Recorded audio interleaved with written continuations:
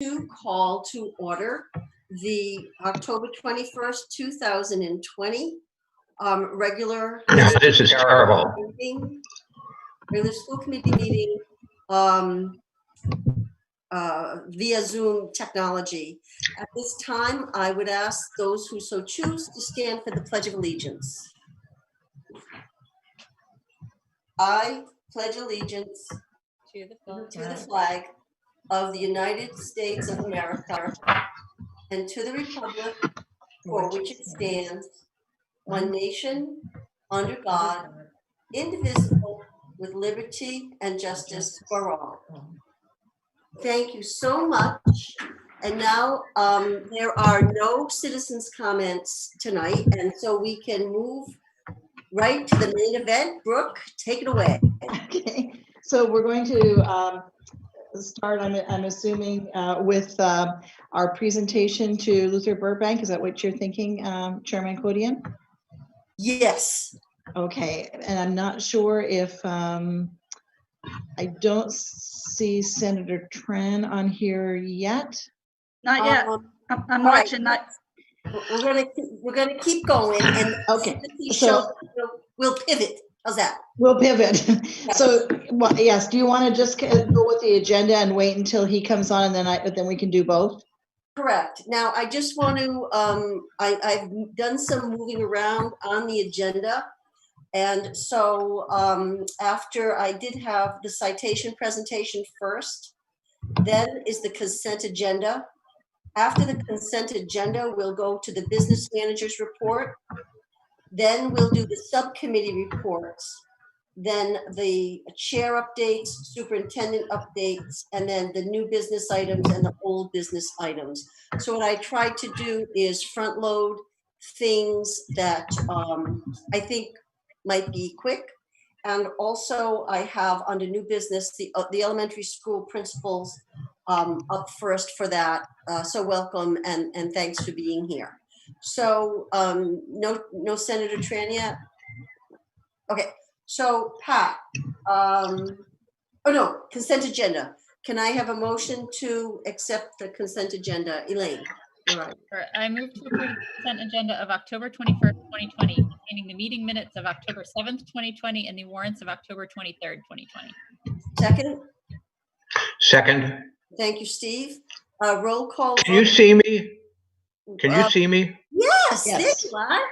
Oh, okay. Can you see me? Yes. Okay, good. Can you see everybody else? No. Are you serious? Or you just Yeah, kidding me? no, I'm having a problem getting into the gallery, so. Uh-oh. Siri just heard me talking to you and thought I was talking to. This is all. Okay, so roll call vote. Kathy Codian, yes. Amy Cohen? We're approving the consent agenda. Yes. Yep. Rich is on mute. I'm going to skip to Joseph. Yes. Mike Koresh. Yes. Mary McCarthy. Yes. Sharon Pock. Yes. Steve Rubenstein. Yes. Elaine Sanfilippo. Yes. And Leah Viverito. Rich, can you hear me? Yes. Rich Echo. I can hear you. All right. Yes. All right. Okay. So thank you, everyone. Now we will move to the business manager's report. And so I'm going to turn it over to Pat Maroney. Madam Chairman, before you do that, may I be yes. heard on a point of order? It's a minor one at best, but I'm looking at the agenda for this evening's meeting. Yes. And the business manager's report is listed for 8:10. Yes. So if there's going to be an adjustment to the agenda, the Yep. protocol would be to secure a motion to adjust the agenda to go to the manager's report, business manager's report. So if that's what you're intending to do, I will move that we adjust the agenda to bring up business manager's report. The only reason you bring that up is because if somebody wanted to be at this meeting and wanted to hear that report, they may not come till 8:10, and then they'd be like, Joe, thank you so much. I really rely on you because I'm just a neophyte with regard to Robert's rules, and because I'm so random, it's really tough. So never hesitate to let me know. Thank you. So do I have to do that for each agenda thing I change, or can we just adopt the whole thing? Yeah, I mean, if you just want to say you're going to adjust the agenda, I'll make a universal Okay, can you motion to make adjust that all the motion, agenda. please? I move that we adjust the agenda in accordance with the chair's new schedule for this evening's events. I'll Thank you. second it. Okay, all right, Kathy? Thank yes? you. Oh. Kathy, yes. Amy? Yes. Rich? I'll come back Yes. to you. Okay, you're good. Joe? Yes. Mike? Yes. Mary? Yes. Sharon? Yes. Steve? Yes. Elaine? Yes. And Leah? Yes. Okay, thank you. And thank you, Joseph. I appreciate the you keeping things on track, and thanks. All right. So now, business managers report. The first item is the FY21 budget timeline. Pat? Yes, that's the first item that I have tonight. First of all, if you look at the calendar that I have before you, it is pretty much similar to what we did last year, except that we're starting our process a little bit later. Michelle in my office has already sent all of the work Do you wanna- pages out. Can you put that document up? Is it possible to do that?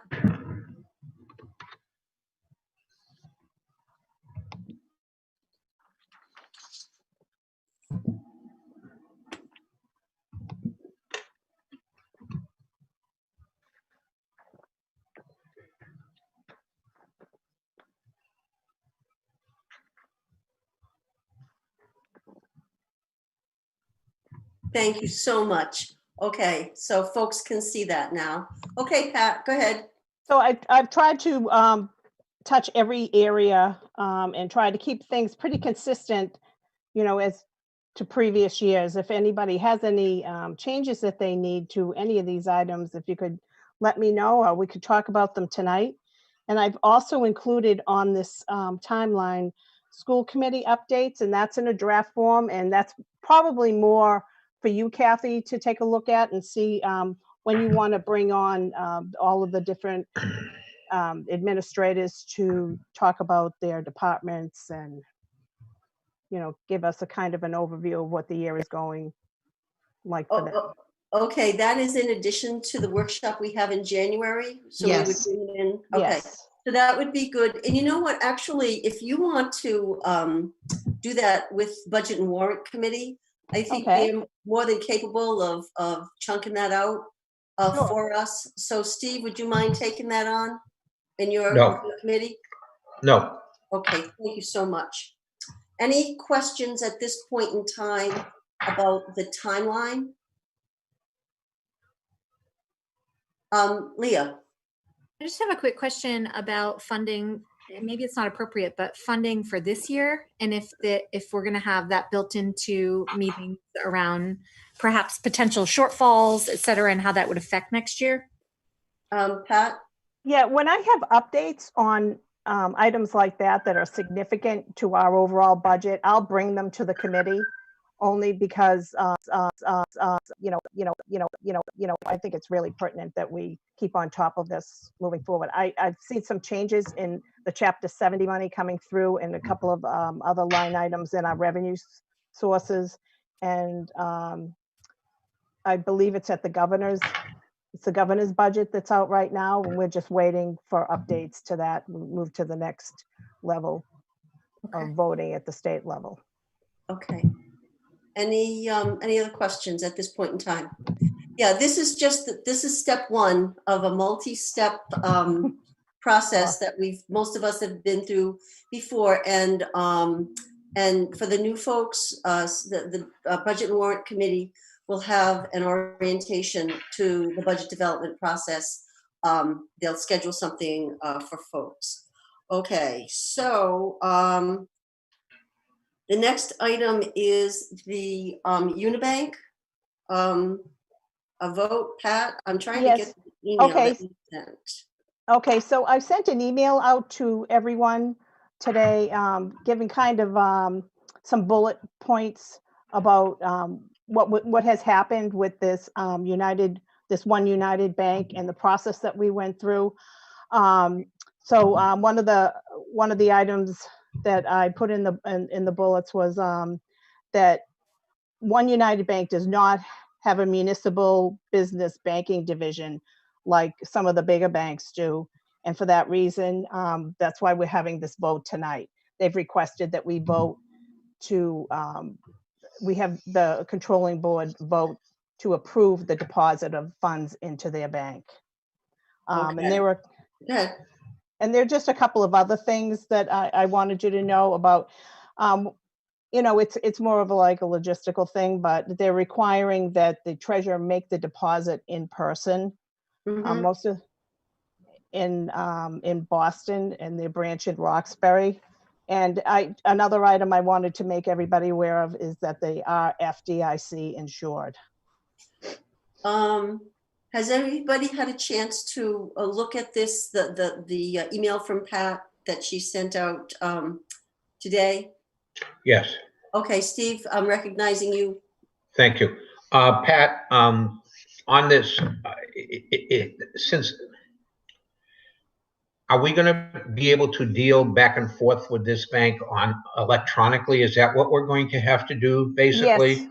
Yes, we would, after the initial deposit, we would be able to deal with them electronically, which is what we want to do. It's just where it's a smaller bank, they're requiring the treasurer to come into the branch and sign all of the paperwork in person. Other questions? Okay. All right, Steve, do you have another one or that? No, We're good? thank you. All right. No. Joseph? Thank you, Madam Chairman. I did have an opportunity to look at Ms. Maroney's email today, and I'm going to state right at the outset that I'm going to vote against this district doing any business with One United. Now, before I'm labeled like something terrible because it's a minority-owned bank and I don't want to do business with minority-owned banks, I think there are a number of factors that the district has to take into consideration. Ms. Maroney did point out very astutely that this bank has zero presence in our district. They don't have any branches in any of our 3 sending communities. They don't have any branches in North Central Massachusetts. They don't have any branches in Worcester County. In addition to that, a very cursory review of the records at the Worcester County Registry of Deeds indicates that there is but one mortgage granted to one property holder in all of Worcester South District, okay? But more disconcerting to me is that I don't know if any of my fellow committee members have had a chance to actually look at the history of this bank.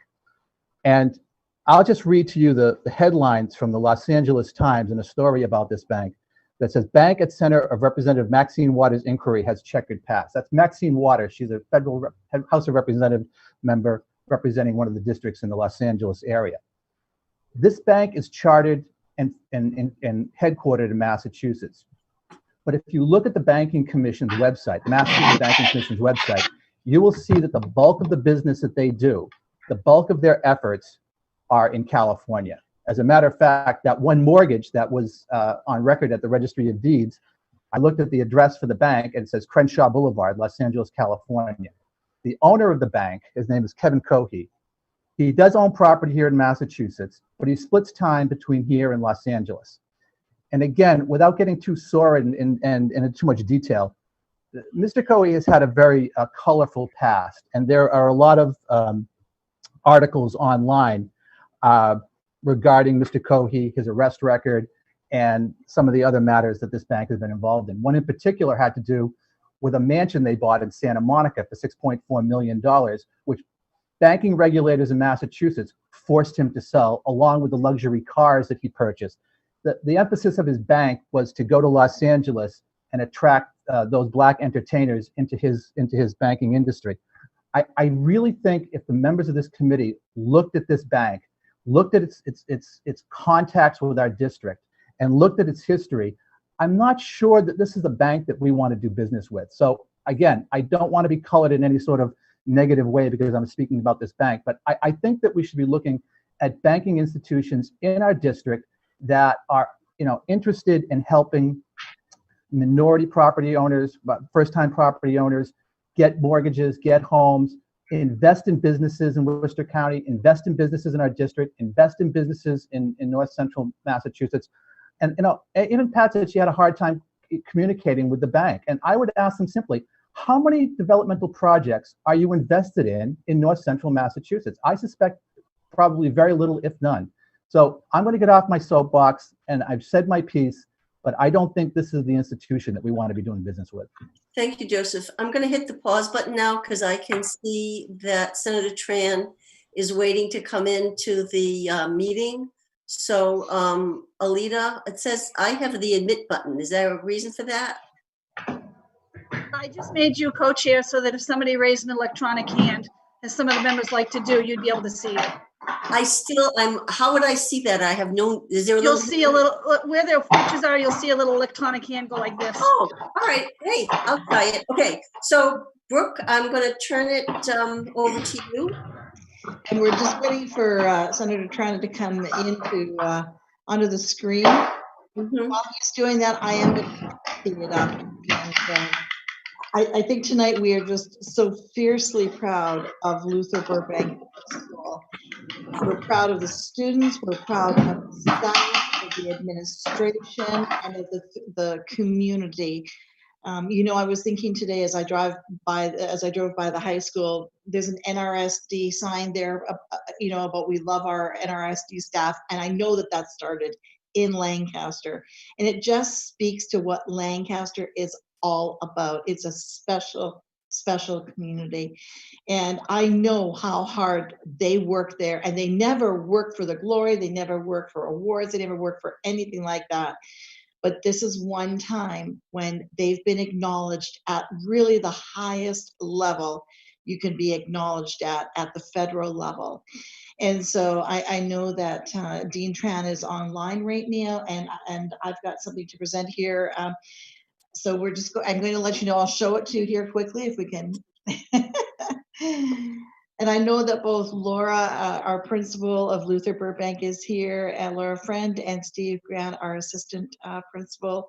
We're just so fiercely proud of you. And we're so fiercely proud of everything that Luther Burbank stands for. It's academics, it's passion, it's love for its children, and you do an amazing job. So this, I'm just going to read this quickly before I turn it over to Mr. Tran. There he is. We're glad to see you. Thank you so much for joining us.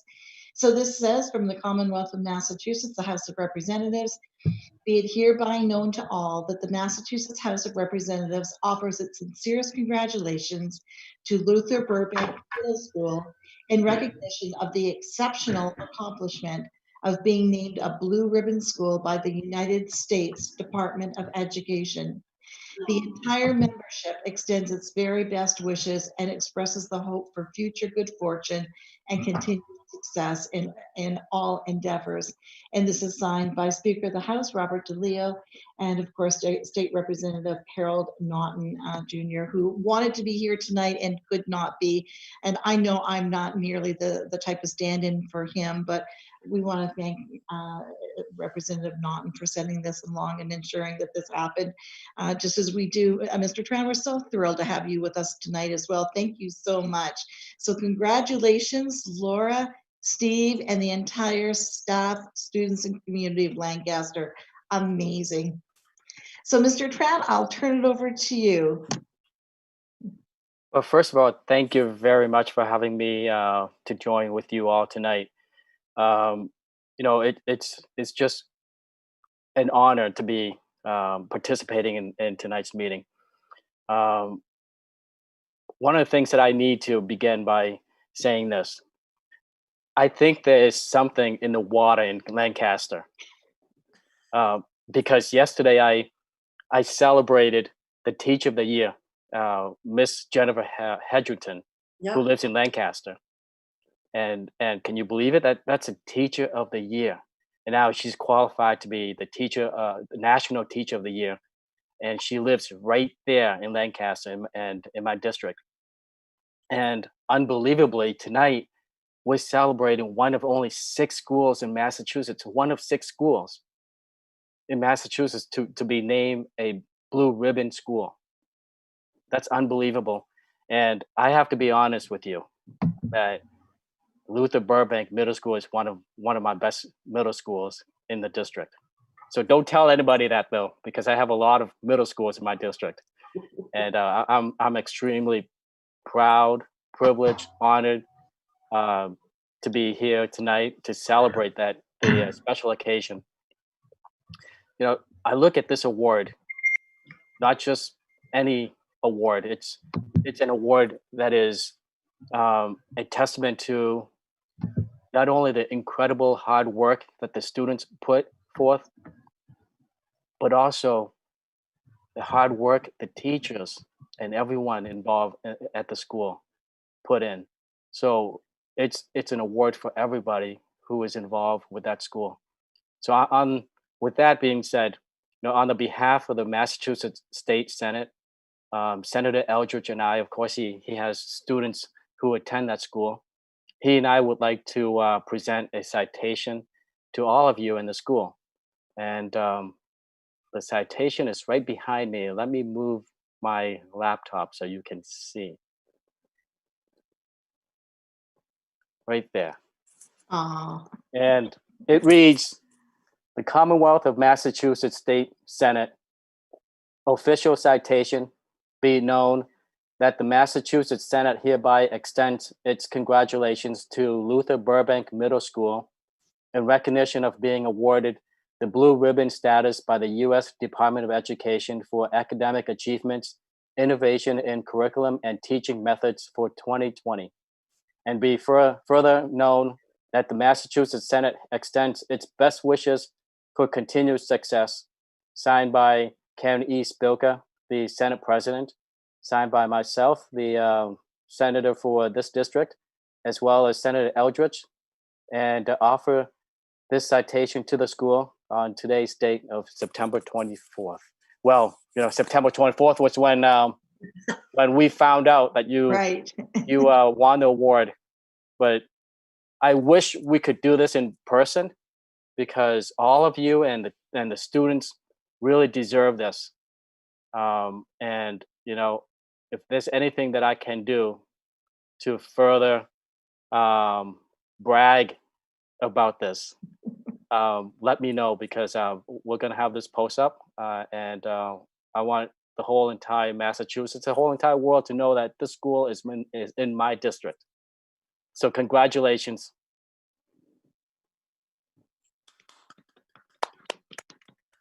Kathy, can I just say something too? Senator Trent, thank you so much. Of course. And just before you leave us, I also want to acknowledge that, you know, administration, as strong as the administration is at Luther Burbank, a lot of the glue to administration is having an amazing administrative assistant. And Judy is also on tonight. Judy, we want to thank you for everything that you do to help that school stay smooth and running like it does too. So to everyone in Lancaster tonight, we hope you shine, that you feel this amazing award in every fiber of your soul, because it is so deserved. So congratulations to everyone.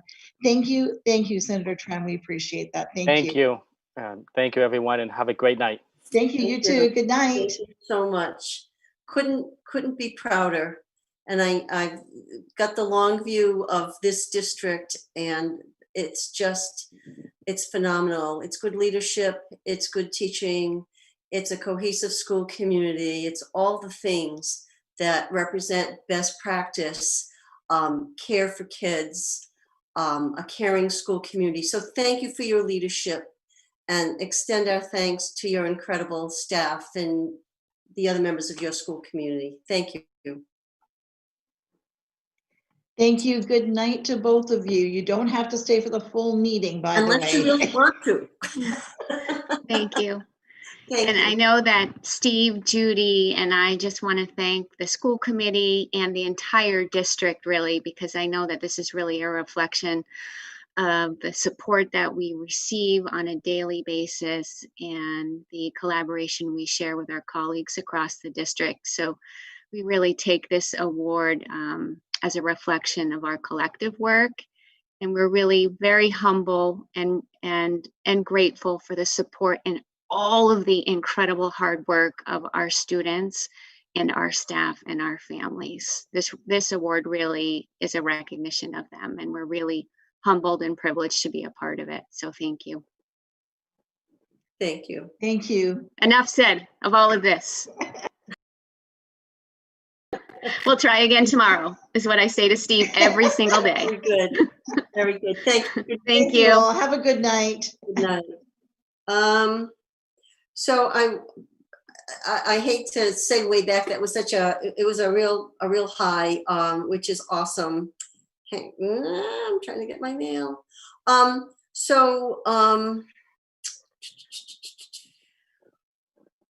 just lost it. I just got to bring it back up.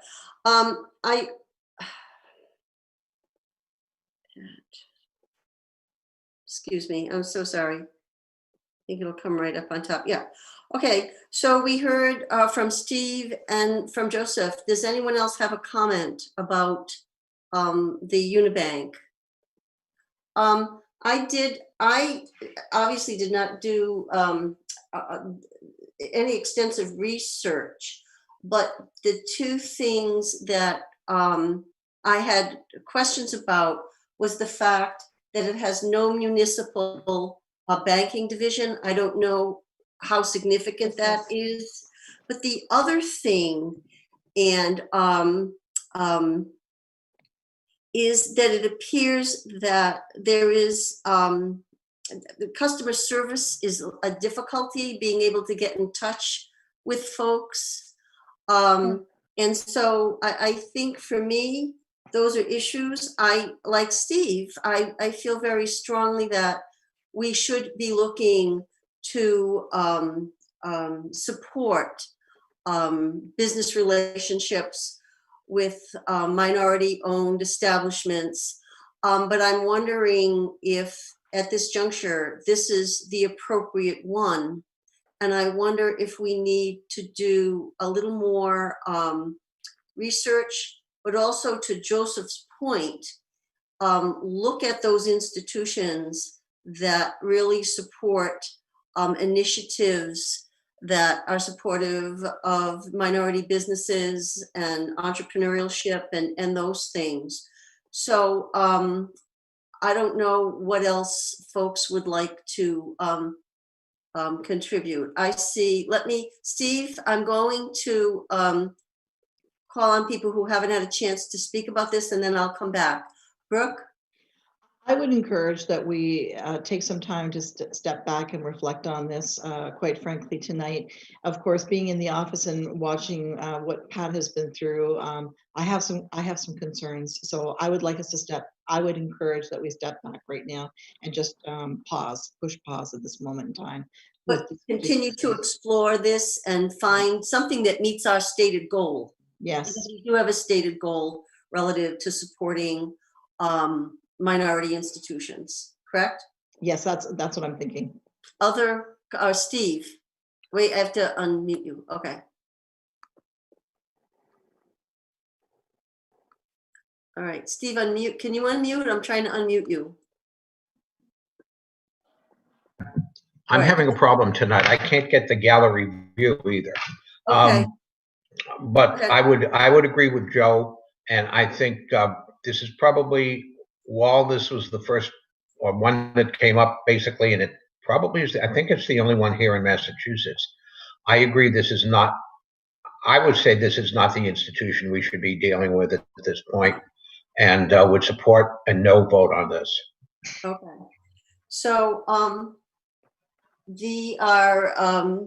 Joe, what is our next step? Do we make a motion or do we just drop it? What would Robert say? Well, I don't know what Robert would say, but I know what I'll say.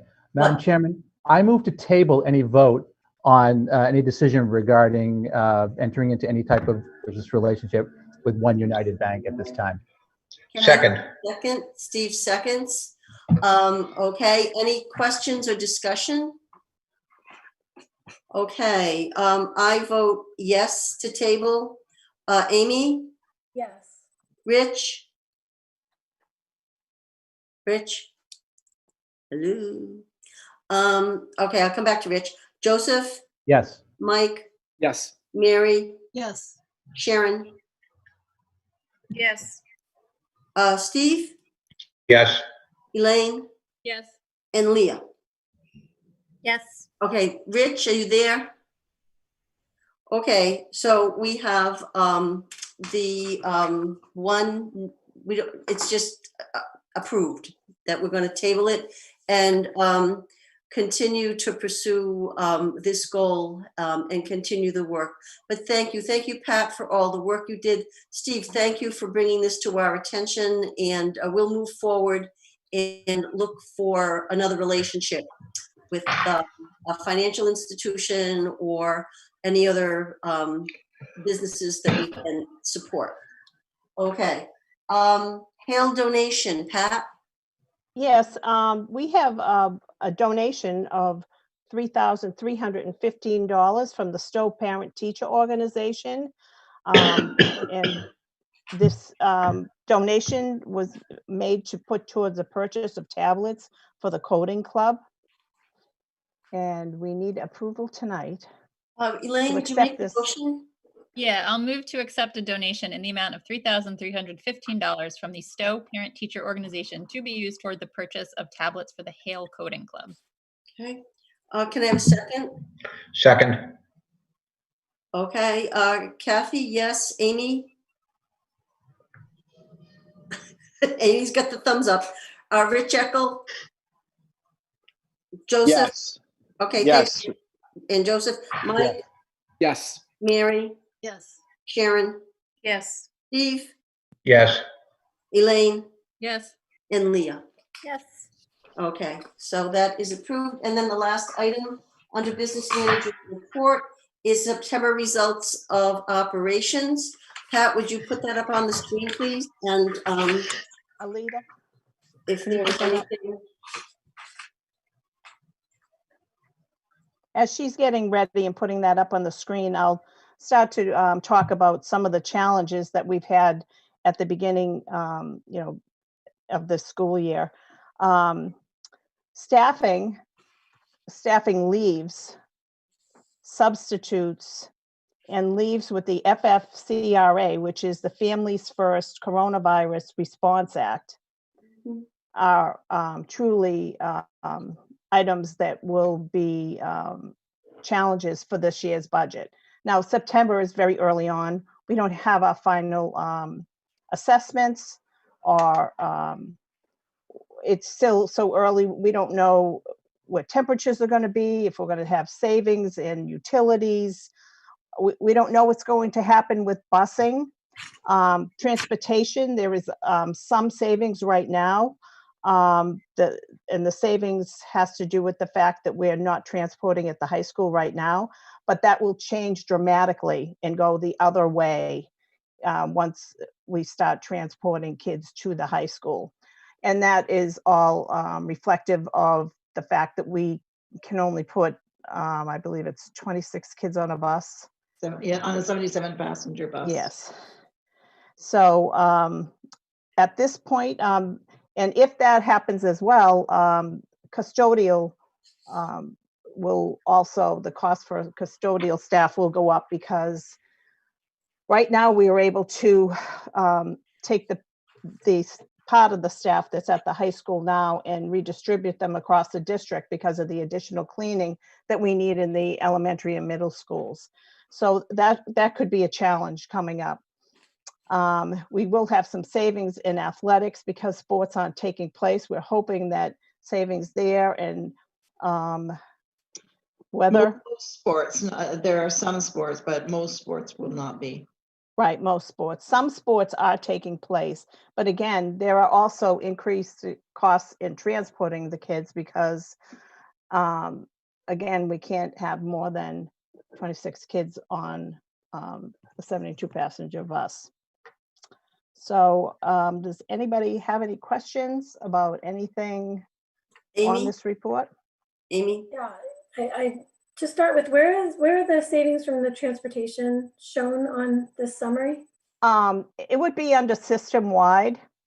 The savings right now is, I didn't show it as a savings because at this point right now, we don't know if we're going to change at the high school. So I would say probably next month or the month after, we would probably start seeing some changes in this. But this right now appears to be where we are. From what is known, this is the best I can give you as a projection. Other questions? Oh, Mike? Yeah, thank you for putting this together, Pat. I'm looking at the budget versus actual for curriculum and professional development. And it looks like there is, we're in the negative there. And I'm just wondering if that is a result of our increased professional development to start the year. Maybe a little bit of that would be, maybe Todd, maybe you could speak a little bit more about some additional staffing that we had to bring in at the beginning to develop the curriculum for the multiple types of learning that we have going on in the district. Certainly. Yeah, we certainly had to look at, as you know, we've had to move to a remote and hybrid in terms of what we need to provide for teachers as it relates to resources, but also as it related to professional development. You'll recall I outlined specifically those 10 days of professional development that we provided for our district and for our teachers. And we needed to make sure that they had all of the resources that they needed, as well as professional development. So it did require us, obviously, to bring in more resources, more people, those kinds of things, just to make sure that we were adhering to what the Department of Education was asking us to do in terms of providing 10 days of professional development ahead of time, as well as making sure that, you know, we were providing what we need to do for teachers in a hybrid model, as well as a remote model that we've been at the high school. And also keep in mind, we've had a sharp focus on social emotional learning this year. And we've also brought in, a number of resources as it relates to racial equity and social justice. So, and I'm going to talk a little bit about that in the superintendent's report a little bit later, but. Leah, you had your hand up. Mike, I'm sorry. Okay, so Mike's done?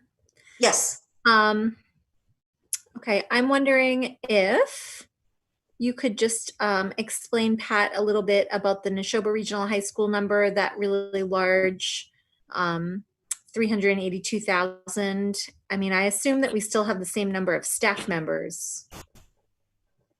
Well, we did have some changes. I don't know if you remember during the budget process last year, we had talked about looking at efficiencies as far as staffing for the teachers, and there were some changes that were made in that respect.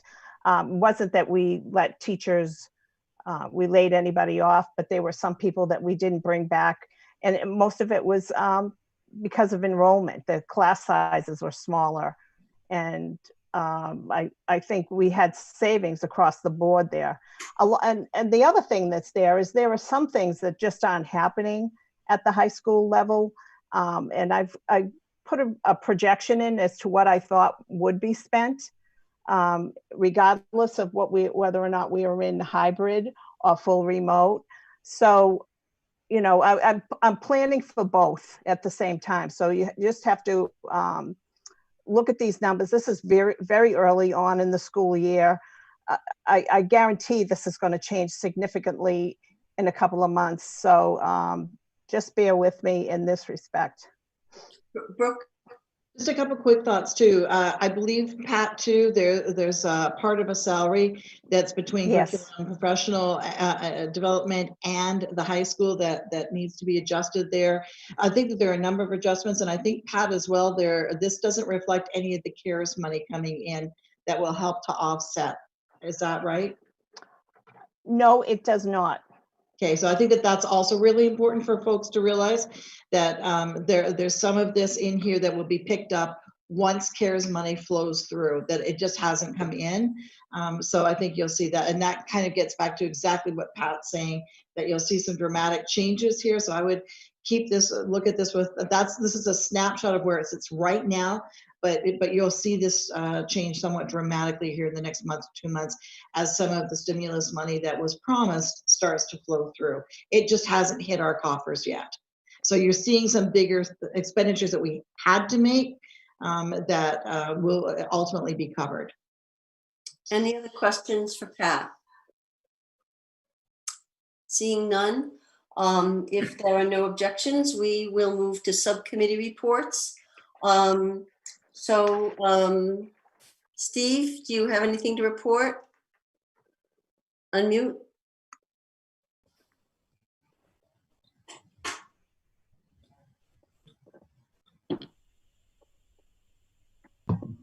This is I've got a totally strange screen here with things that are doing it.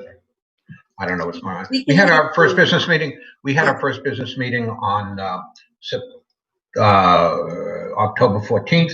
We reviewed the financials that you've seen tonight and asked a number of questions and had those questions satisfactorily resolved. We also had a brief discussion on some anticipated hits to the budget that the coronavirus and the way that we're working right now will do. And it was a good discussion. And we will meet again on the Wednesday prior to the next Wednesday meeting. So it's like a week before our meeting. We meet on a Wednesday morning, and that's where we are. Thank you, Mary. Dr. McCarthy, where are you at? There you are. Personnel. Personnel Subcommittee met on October 14th at 4 o'clock. We were joined by Superintendent Clunchy, who presented the 3 areas of her focus goals as part of the annual 2-year plan. The first being to promote, support, and encourage efforts district-wide to bring about a clearer sense of equity, acceptance, and social justice among all groups of students. Second, create an administrator's handbook for the Neshoba Regional School District. And third, the communication coffees that we've talked about as a communication tool. We discuss these areas as well as preliminary discussions of indicators. So Superintendent Clunchy will continue to develop these goals as SMART goals for a presentation to school committee at our November 18th meeting. And at our November 4th meeting, the Personnel Subcommittee will give an overview. Try not to make the process boring for you, but especially for our new members, of the process of superintendent evaluation that's set up by the Mass Department of Education. Our next scheduled Personnel Subcommittee meeting is 11/18 at 4 o'clock. Thank you, Mary. Mike, communication? Yeah, well, as we know on the agenda, we have a share out with recommendations. And we've been working on those for the past several meetings. We have our next meeting, I think, is the second Tuesday in November, and we're really going to be building on some of the communication suggestions that we've gotten from the community and from members of the school committee to consider as we kind of move forward through this year. Thank you. Okay, it's the school committee chair update. So before our next meeting on November 4th, Leah? I'm sorry, I had no report, but you have something? No, it's not necessarily that, because we reported out last time for policy, but I just have a quick point of order question for you. And it might just be me not understanding the rules here. When the subcommittees share out in that regard, and I'm really focused mostly on the personnel subcommittee and Brooks goal setting, does the whole committee ever, like before those goals are like hard established goals, does the whole committee give any feedback around like those goals, et cetera? Yes. So what we do is the personnel subcommittee will come forward with a recommendation, and there's a lot of work between Brooke and the personnel subcommittee to get them into a format where they are detailed and measurable. And the personnel subcommittee on the 18th will come forward with a recommendation. It's not rubber stamped. And it's at that point where the committee can offer edits and feedback, and you will have that information ahead of time so that you can be prepared for that discussion. Okay, so at that point, they are still fluid, and we are all going to have some say. I won't bring my opinion into it right now, but there's one thing in particular that I'm thinking that I would really like a say on. And I wonder when I can actually do that without like making them feel like they've done all of this work and now I'm upending it. Well, I think that if the committee as a whole has to vote and the recommendations for the goals are based on a self-evaluation that Brooke does and recommendations that the committee has made. And so not to take time with it now, but the things that are coming forward as specific goals or things that have relevance to other things we've talked about. Now, that being said, and you know, because you're a teacher, there are the goals you set, and then there's everything else that you do. So you have goals that are specific that you can point to, but then when you do your self-evaluation for your evaluation and when your supervisor does it, there's other stuff in there. So yes, there's an opportunity to give feedback about the goals. And if there are other things that folks feel need to be addressed, then the committee would have to, as a whole, would have to make that recommendation. When we are going to be doing this as a 2-year process, so there is time. Typically, in a normal year, we have this all wrapped up. The first meeting in October, we'd start in the summer. The first meeting in October, we'd be done. So, but that is part of our process, Leah, and the school committee has to vote on the goals.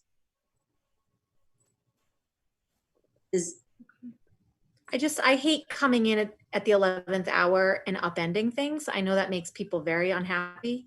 So I wonder if in the future, the whole committee had a say on the student rep to the school committee last week, right? Like I had to bring this miniature policy to the whole committee and everybody got a say in the policy, and like we altered the policy, et cetera. And that felt very small. But in something so important as the superintendent's goals, I feel like the whole committee should have a say maybe earlier in the process so that we don't feel like at the tail end we're upending what you guys have worked so hard on. So maybe I'll just put it in an email, what my thinking is. What I'd like to add is that in the time that I've been on the school committee, this has been our practice that we bring it, and the school committee does have a say. And the school committee does, if you want to see a draft by the next meeting, we can certainly see a draft.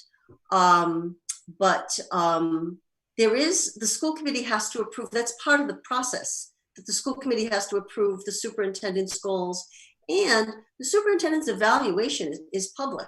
It's very transparent. There is a process that we have to follow. Mary, I don't know if there's anything else you want to add to address Leah's concerns. Just that this is the way subcommittees do work, and Leah's correct in that some of the issues in subcommittees may not have the weight of the superintendent's goals, but this is a process whereby the school committee approves the goals, and so we're going to work really hard on this. I would think if there's a topic, Kathy, and I could be wrong on this, but if you wanted to email a topic that you think is left out, goals could be added. And Brooke, close your ears right now. But I mean, like, there could be other goals, as you know, Leah, being familiar with the evaluation process. So it's not as though there couldn't be other. And so when you said, is it fluid? Well, it's in formation, but until our whole committee votes in approval and says, Brooke, right on, that's what we want. And by my just giving that brief synopsis, there's a lot more that is embedded in that and tied to other district goals. So there's a lot more. So that was in a bid to just let you know what's going on right now, but there's so much more to come. But certainly we no one would ever want anyone to feel that she or he or they weren't being part of this process, because we are the process. And that's where subcommittees come in. I have to tell you, when you're talking about the student rep, I had a lot of ideas on that, and I would have loved to be able to do, but I admired the work that you did, even though it was slightly different from what I would have done. But I guess that's one of the give and takes with subcommittees. But especially on this, you'll have a voice. Absolutely. The other thing I want to add is the goals are linked to something, and it'll be more apparent when you see them, what we trace them back for, what the rationale is. And but if you want to send, Mary's the chair of the personnel subcommittee. If you want to send Mary some thoughts, Leah, we can certainly, I mean, I hate to have all this suspense, but we may be on the same page with some things you're thinking about. So I would suggest, if you wouldn't mind emailing Mary. Thanks. Okay. Are we ready to move to the chair update? It looks like we are. Okay. So on November 4th, before the next meeting, Pat is going to have an E&D workshop for folks who want to spend more time understanding the process. It is voluntary, so please let me know if you are interested. And I have a resource on the Pat's role in E&D and other things that I will send out. I didn't want to send it before this meeting because I have already sent you a lot of stuff and there's a lot of documents to look at. So I will send a reminder, but please let me know if that's something that you would be interested in. The other item is that the MASC's conference is being held virtually this year. And the good news is it's not costing us any money. The other good news is there's some workshops we can access online, but one of note is their keynote session on equity. And it's at 10 a.m. on November 7th, which I think is a Saturday. And it's virtual. And if you are interested in it and more information, you can access it on the MASC website, and I will send you the link for that. It says it's a professional development program on equity and the issues around it that the pandemic has exposed. So there'll be more information online. I will send that to you. And then we have a very brief update from Mary on the regional agreement.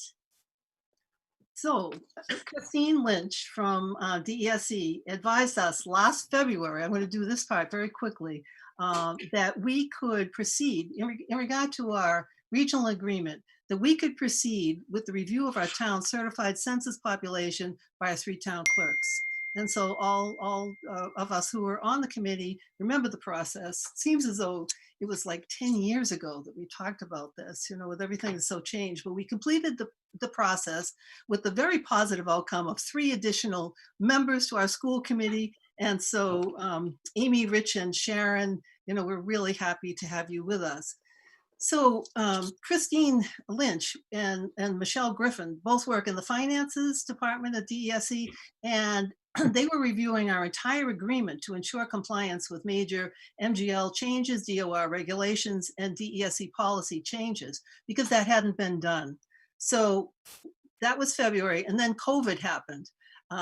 So I wasn't surprised that we didn't hear back from them before the summer. And then I waited through the summer, we still didn't hear. So once school was back in session, I contacted Chris and to find out the status. And she emailed me on 10/13 last week and explained that she had begun the review last February, but she had not completed it. So then she and Michelle worked on the review, and they have some comments, suggestions, and recommendations, many of which are formatting edits. So I'm going to be working with them. I'll continue in my role as the point person. I'll work on their comments, suggestions, and recommendations before bringing the edits back to all of us in school committee to begin the process, because it'll come back to us, and then we'll be talking about a regional agreement amendment committee, which will they will take over and look at this. And then, as we know, there's another protocol that goes to the town for the town to vote. The town is involved in that regional agreement amendment committee, and then it goes back to DESE for the commissioner's signature. So this is a 2-part process. Well, it's 3 parts in a sense, but with DESE, first, this is the way that they do it, that they give us recommendations, advice, etc. Then we start that next process, then it goes to town vote, and then it goes back to the commissioner for a signature. So this will take a little longer, but I will keep you up to date. And as someone who has background in editing, that's what this is going to be about. It's going to be looking at the way that the document is formatted and working with Chris and Michelle. And I'll do that, but I'll keep you up to date. Thank you, Mary. And the last thing I want to say is that this is the 6th meeting we've been at in 7 weeks. And I just want to express my appreciation to all of you for your commitment, clearly your time. I know that there are so many other things that you have responsibility for. And I'm just very proud to be part of this group. And you know, we have disagreements about things, but we're never well, sometimes we're a little disagreeable. I'll own it. But I think we're always trying to improve our practice. I appreciate the feedback you give, our attention to protocols, and our attempts to be better at Robert's rules. And I just want to say just how grateful I am to be able to work with you folks. And I think it's important for the public to know that, over the summer we had 6 special meetings, but since September 9th, we have been in 7 meetings. So thank you so much. I do appreciate it. I know it's not always fun, but you guys are awesome, and I'm very lucky to work with you. So thanks. So now, without objection, we will move to the superintendent's updates. So that's Great. you, Brooke. Thank you. And I just also want to piggyback on what Kathy was saying. And, you know, the challenges before us have been unbelievable, incredible, daunting. I mean, you really have to live this to understand what we have all lived through in the last couple of months. And I too could not be prouder of this group that sits on this screen today. And I am so appreciative for your dedication and I think more than anything, keeping kids first and at the forefront of every decision, because I know that you all know how important that is to me as well. And I'm just so grateful. So I want to say thank you too. So appreciative. We're going to try to keep this short and keep it tight tonight. So just a couple of quick things here. And I just have one quick thing that I want to add. And Alita, just so that you know where I'm heading for the last item is I'm going to want to pull up the bulletin board. So the first item on my on the superintendent assistant superintendent report on top of my report tonight is the reconvening of the task forces. I've sent out a note to our district task force, district-wide task force, to start planning to come together again. And I think a couple of things that we're looking at. I mean, we're looking to say, okay, where are we at? How has this gone? So we'll spend some time doing some reflection and taking a look at the work that we've done, where we're headed, and really, I think, want to take a look at our site-based levels at what our potential next steps as we look at like phase 2. Phase 1 is to get us in. What do we see coming now for phase 2 potential? I am concerned, when I saw what happened with Hudson, tomorrow, I was not surprised at all. I don't think any of us were. And I believe I've brought that same potential up around this very table more than once, because superintendents have seen that coming.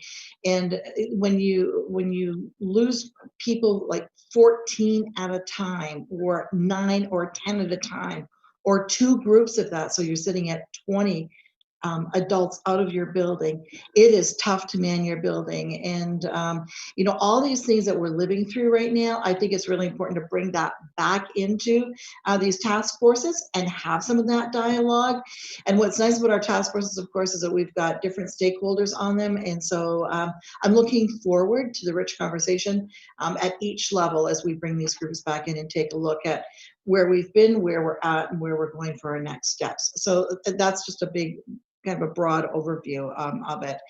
The Neshoba Regional High School principal search, Anne Marie and I met and had some discussion with NESDEC again. This is the organization that's going to help us. They kind of help to cast the net. They've got terrific networking that we don't have access to, and so we think that we should be able to do a really broad search. We're looking forward to that. We had some great discussion the other day about what focus groups could look like, and the timing of all of this. They've drafted a rough timeline that they've sent for us to look at and do an approval. As soon as we can push that forward so that our community can see the timeline, we'll definitely do that. We see ourselves kind of running a parallel, if you will, of talking to our community and stakeholders while the process for the search is actually ongoing. And of course, you'll see that we're hoping to have this wrapped up, in the first couple of months of the new school year, or the new fiscal year, in terms of that March, April type thing is when we're hoping to have it all wrapped up. And that's right now what the timeline basically suggests. So we feel really good about where we're at with that. As I say, as soon as we're able to push that timeline out, we will. The CVRF grant and the ESSER grant, a lot of people were involved on this, and Dr. McGuire, you may also want to weigh in because I know you were particularly involved with the ESSER grant. And normally we don't do this in terms of putting all of this in a superintendent's report, but there was no separate agenda item for it tonight, and we wanted to make sure that our school committee saw these are the kind of large buckets that this money is going to.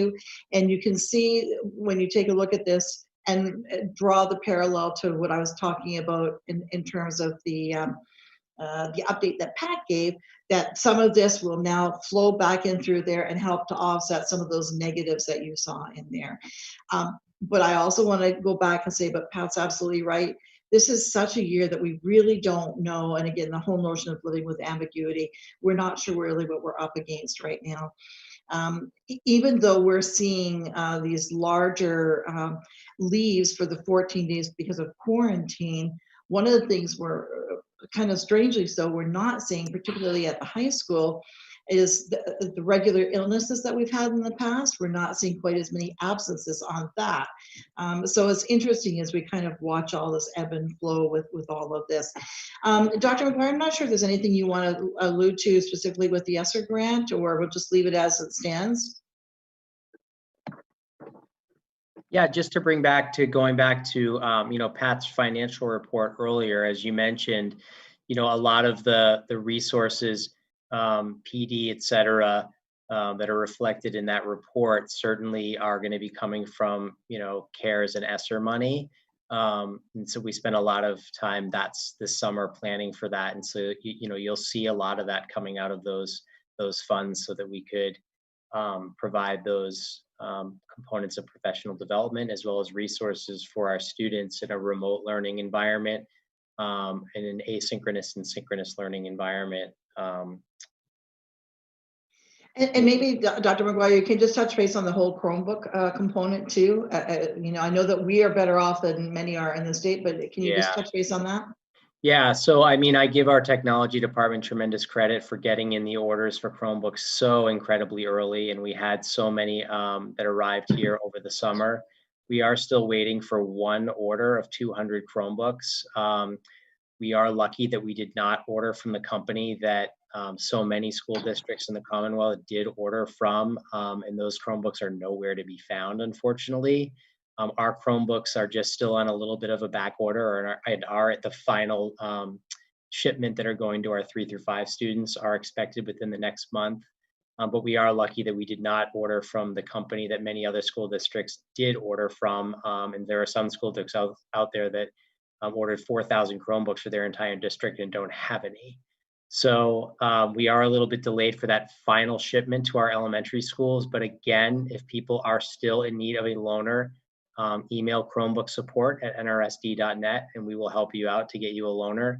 We're just waiting for that final shipment, and we're going to have about 65 Chromebooks going to each of our elementary schools within the next 4 weeks.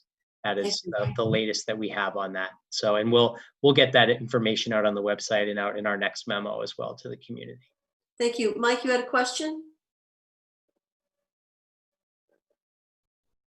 Mike, you're muted. Sorry about that. Okay. Just a couple of points. First, real quickly, is the Coronavirus Relief Fund and the ESSER grant, are either of those two associated with the CARES Act grants, or is that a separate grant? The money's coming from the CARES Act. Yeah, correct. The CV grant is a Massachusetts grant. The ESSER grant is the CARES money. Got it. Okay. So just two questions for the superintendent. First of all, I think maybe for the for the broader audience, could you just describe the difference between phase 1 and phase 2 and what those task forces will be working towards? Sure. So, as we take a look at what those potential next steps are, I think we've got a couple of things that are, of course, the higher priority for us. When we take a look at the notion of moving any of our schools back to full return, for example, that probably is the easiest step for any of us to make, to go back to full return, no precautions, because it's just basically returning to life prior to March 13th. So we're not concerned as much with that. There will be some discussion around that. I envision in each of our task forces as we talk about it, but I think that will be a relatively smooth transition. A different type of transition will be if this continues to go on with the trajectory as it's going right now. Our concern is, at the middle and elementary school levels, if we need to move into full remote. Nothing is saying that that's what we're going to do, but we need to be prepared. And even though we've got plans in place, I think there are some finite details that need to be worked out. And so that's what we're looking at the task forces coming back in to have a look at and to support our administrators and our teachers as we start to move towards that end. High school is a little bit different, of course. One of the interesting things, as we've been looking at the different models that are out there and looking at trying to find models that we think would be just the right model for the Neshoba Regional High School. We of course have a model that we created early on, and then we started looking at other models. For example, the Lincoln Sudbury model was one of those models that we looked at that we kind of quite liked, and started to pull different things. And of course, because we're all talking to everybody around the state, what's working, what's not working, and it gives you some time to kind of pull in those things that are working really well for some. Flip side is, I had a superintendent call me the other day and said, you know what, we did X and it cost us an initial $250,000. And after that, it cost us another $60,000 to find our way out of it. And so those are things that have also gone wrong. And so you're learning from these things too, to say, okay, well, we'll be staying away from X, whatever X is. So it's given us a nice opportunity to look around at the various hybrid models and tweak our current model that we've got in play. My vision now for the high school, of course, is to look at the smooth transition. I think it will be a little more of a challenge to go from the full remote to the hybrid than the other way around. And I think, Mike, you and I talk briefly about that or mention that at some point in time, because I definitely think it will be easier for our middle and elementary schools to go from that hybrid model to a full remote. I think it's going to be a bit more of a challenge. So I think our task forces have always been really good listening sounding boards for us. They've got in near to the community. They always have great things to tell us as we're meeting with them. So we just feel they're great resources for us. And so we see ourselves, as we look between where we're sitting at right now and going to that next level, whatever that level is, we feel that the task forces play a critical role in that. Okay, thank you.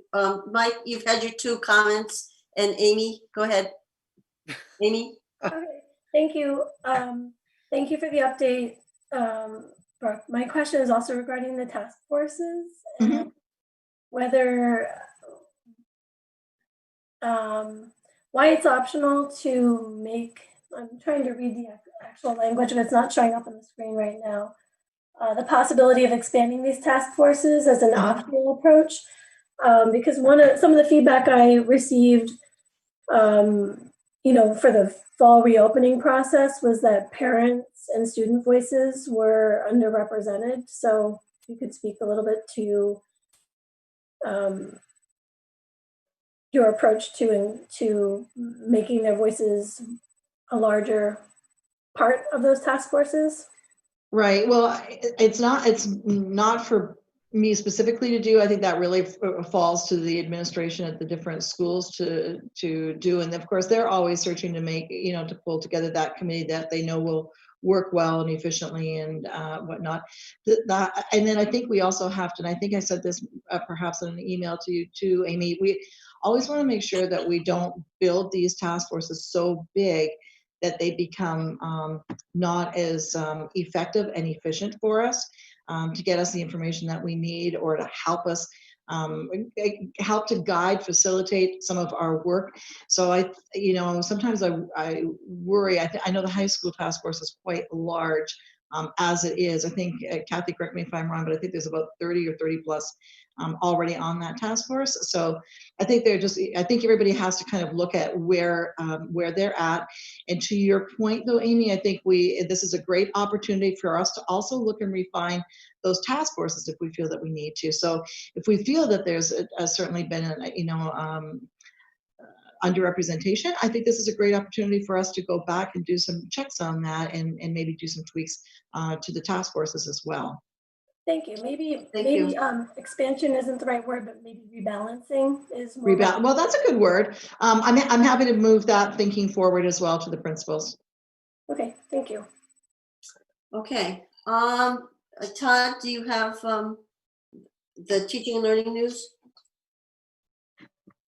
Sure. Just an update on professional development. As we continue to get closer and to March, and as we continue to look at the year's focus, just an update on our continued focus around social emotional learning. We recently created a survey that went out to all of our NRSD faculty in the last week. Our third teaching and learning newsletter will come out tomorrow. But we're looking for feedback on areas of interest, particularly for our PD sessions for the remainder of the year, and particularly for our March PD All District Day.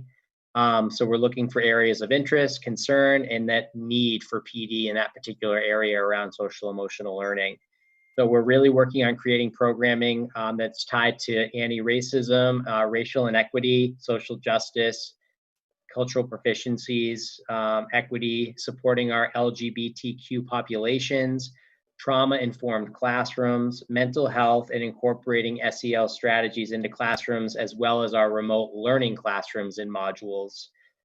These topics, combined with our March Day of Professional Development and Professional Learning, are coming together to create a real comprehensive plan for the district this year. So we're way ahead of our planning with that for this year because we got ahead of it last year with what we plan to do this year in March. So that's where we're at with professional development for the year. Thank you. Thanks. And I have another question. Excuse me. Amy, did you have another question? Yes, I do. Thank you. You were talking about surveys of teachers, but I'm curious about changes that have been implemented as a result of the surveys of parents and students, and when those results will be shared with the school committee. Sorry, Amy, I'm really having a hard time hearing you. Oh, sorry. Is that better? Yes. Yeah, a little better. Okay. I'm gonna just lean in to my microphone. Yep. You spoke to surveys of teachers, but I'm wondering where the survey results of the surveys that went to parents. I can't hear you. Really? Yep. Can you hear me okay, Todd? Yeah, no problem. Amy, it's Amy that I usually have a hard time hearing. Well, what I hear Amy saying is curiosity about when there have been surveys of parents, students, and staff at the high school, and when the school committee is going to see those results. Maybe so those surveys don't have anything to do with what I'm reporting out on in the teaching and learning report, in the superintendent's report. The superintendent's report, it's just tied to our professional development, and those are surveys that went out to faculty in terms of identifying the need, the want for professional development as it relates to our focus on the district improvement plan on social emotional learning. I think what Amy's speaking to are other surveys that are around different topics than what I'm speaking to right now. And I think my understanding is that the survey information is being used at this point by the high school faculty to see, to inform their next step, future decision making, and that before the school committee gets it, because it is the high school survey, it makes sense that it is shared with that school community, and then it will come to us. Is that accurate, Brooke? That's absolutely correct. And it has gone out to the faculty already. So it's just a case of going out to the parent community now. So, but yes, the information's been available. And I think that they'll probably, we'll probably bring that. Although again, we don't have all schools always do surveys. I mean, as I sit here and I look around the screen, our principals are always doing surveys with their school communities, and we don't always report out all of that. So I just want to put that out there. I think in this case, though, I think there's just more a keener level of interest right now on what the parents and the students were saying on the survey at the high school. So we'll report that out. I was really pleasantly pleased with what we saw, because it was pretty much a perfect bell curve type thing, for those who are old school and remember what bell curve looks like. So, I think that there are surveys that emanate from the schools that it's important for the school community to look at and digest and use as informative feedback. It doesn't mean that we're not going to see them, but I think just in terms of prioritizing whose eyes need to see them first, that is what I'm hearing. When the school committee has sent out surveys, obviously they're usually one statement surveys, and we get them back. So that's going to be part of the process, as well as it was previously with the task forces. Mary? So Kathy, I know that it's difficult when we're working on Zoom, and it's not the same as when we're in person, obviously. But I just want to get back and just point out that maybe I was wrong, but I thought Mike Horish might have had another question or comment or something. And so I just wanted to make sure that if he had something else that he wanted to say, that you would recognize him.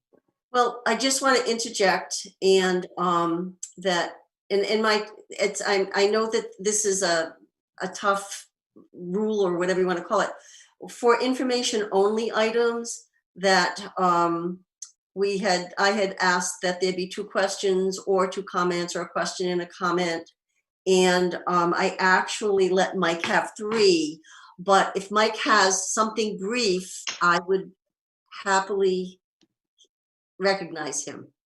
So I'll make it brief in that Amy fortunately asked the question that I was going to ask, so I appreciate that. But I do realize that the designation of information only is meant to save time, but I also believe that this is a public meeting and that there should be an open flow of discussions. You know, for the record, maybe a more appropriate way of addressing that would be, is this something that is critical or something that can be passed on through an email or addressed offline? The curtness of it, I think, is what irritated me. But thank you for giving me an opportunity. Okay, and my apologies. I am trying to keep things tight. I look at the responses that Brooke has communicated back and forth to members of the school committee. So there's always that opportunity. And there's also, as I pointed out, the ability of a member to make a motion to either change the practice, or to make a motion to extend a person's ability to comment. So that's something that folks can use from a procedural point of view. But again, I'm sorry. I like to let people talk, but we have a lot that we cover. And but again, I appreciate, Mary, bringing that to my attention. Mike, I appreciate your candor. And if there are no objections, I'd like to continue. Brooke? I still had one last thing, and I'm going to ask Alita to put up the bulletin board now, please. And this is my last item to add. And before I talk about that, while she's putting it up, I just want to say thank you so much to everybody who was involved in our open houses. Our virtual open houses were very successful. And so we want to thank our staff and parents for joining in on that. And as Alita's putting up the bulletin board, I just want to talk briefly about what you're going to see. And we're going to talk through this very quickly. This is posted in your information tonight. And Kathy and I were talking about it, and she really started the whole notion of, is there some way that we can pull this together, everything that we've sent out, or, we've got out there available to our families, and so we talked to John Kroll, and one of our new assistant principals extraordinaire at the high school, and he said, what about trying to pull a bulletin board together? And so this is what a bulletin board looks like, a virtual. And if you take a look at it on your at home on your computer, you'll be able to click onto each one of those, and it's a 2-click. You go in and click it once, it'll bring up the link, and then click the link, and then everything comes out. So, I mean, you can see, for example, all of our memos. You can see a lot of the information on the left, for example, were all parts and parcels of links that we had included in some of our memos. And so, but here are like the full document, so people can go quickly and say, well, what did that look like? Or what was on this, the mass.gov site? What was the DESE thinking behind this? And it's all there. And then over on the far right is, these are things that came from the high school in terms of their communications. I know I can't see it on my own screen, but I know there's a part there about, on site opportunities for students and such. And that's all linked in there as well. And that's our comprehensive plan there, kind of right in the center to the right. So everything there, the HVAC system evaluation is there. So it's kind of anything that had to kind of do with reopening and where we're at right now is in one, like a one-stop shop. You just have to go to this, and almost everything should be there. So I want to thank John Kroll for pulling this together. He just did, I thought, a fabulous job. And it really is one nice, neat package to go on and get just about anything you're looking for. So thanks to him. I just wanted to put that up there tonight, Kathy. So thank you very much. Thank you. That's it for me. All right. And just a point of clarification, Leah, one sec. Mike, you referred to the meeting as a public meeting. It's a business meeting in public, and it might be a fine distinction. And again, it's difficult for me to say, to limit discussion. But again, given our time frames, and also I look at, as I said, when members of the school committee email Brooke, they're very detailed explanations. So my apologies, it's not my intention to offend anyone, it's just trying to move things along. But I think it's an important distinction that our business meeting is held in public. And there are other opportunities that will come up in the future where we'll talk about the public meetings. So thank you for bringing it up. And Leah, you had something that you wanted to say? Yeah, so just really quick, the first thing I wonder is, when will we have that coveted high school survey result package? Will it be the next meeting? And my other question is, the CARES money and all the grant money, there were some totals at the bottom. I wonder, is that the total because that's all we asked for? Can we get more, or is that it? I'll let Patton and Todd respond to that. Those are the totals that we were allocated for our district, both with the CARES grant as well as the Massachusetts grant. Massachusetts grant was focused on the number of students within your district, so that's how they came up with that total, as well as the CARES grant was what we are eligible for as a district, and both of those totals come out to what we were eligible for. Thank you. Getting back to the survey results, I'll mention to Steve, as soon as he sends it out to his family, we'll email it out to you folks as well, but we'll include it in the next package. It's just that that's like 2 weeks away, so I think that I'd rather just get it out to you right away so that you can take a look at it. Okay? Thank you. Okay. There are no objections. We will move to the elementary school principal update. Brooke? Sure. I'm actually going to turn this over to Todd. He's been working very closely with our elementary principals who've done a terrific job of pulling this together and explaining it. And this is our last group to come in terms of the broad stroke overview of the district and where we're at right now. You'll recall that we kind of started with the high school and then we went to the middle school, and tonight it's the elementary school. And then we'll probably have a presentation next time of the high school again. So just to kind of keep you current and updated. So Todd, I'm going to turn it over to you, and I'll let you and the elementary principals take it away. Yeah, so we've got Principal Mulcairn from the center school, Principal Bates, who's back because he's always a twofer from Sawyer School for the elementary portion, and Principal O'Shea from Lancaster, Mary Rowlandson. And they're similarly going to report out on what's going on at the elementary level in their schools, similarly to what the middle school principals did at our last meeting, and then the high school prior to that meeting. So I think that you'll find that their report out too are really trying to hone in on some of those, special things that we're doing that you don't hear about necessarily every day. I know that they've done a really good job kind of splitting up and identifying the at-home experience versus the in-school experience, because they're all in that hybrid mode. And I know that they've also put a very strong focus on identifying how they're really tying into and creating family partnerships in their presentation. So I'm going to turn it over to them right now. I think Alita is going to share that presentation. So kudos to the three of them for being here tonight and working on this, and all of the work that's gone into the experience for our students within this hybrid model at each of their schools. So I'm going to turn it over to, I think, Principal Mulcairn to start us off because he's first on that list. Yeah, thank you, Dr. McGuire, and thank you to the committee and the superintendent for allowing us to come in and share a quick update on the elementary hybrid and remote learning academy models. It was just over a month ago that we reopened our schools for students. We want to thank our families for their partnerships, our staff for their daily dedication and efforts, and of course, our students for being the wonderful kids that they are. It's important to take time on a regular basis to acknowledge the heart of our work as our students. Their presence in our classrooms, whether that's virtual or in person, is a never-ending source of motivation and inspiration to get things right. Back in April, as we started to shift our thoughts to the reopening of this year, we all had hopes and desires that the situation we were in would become our past and not our future.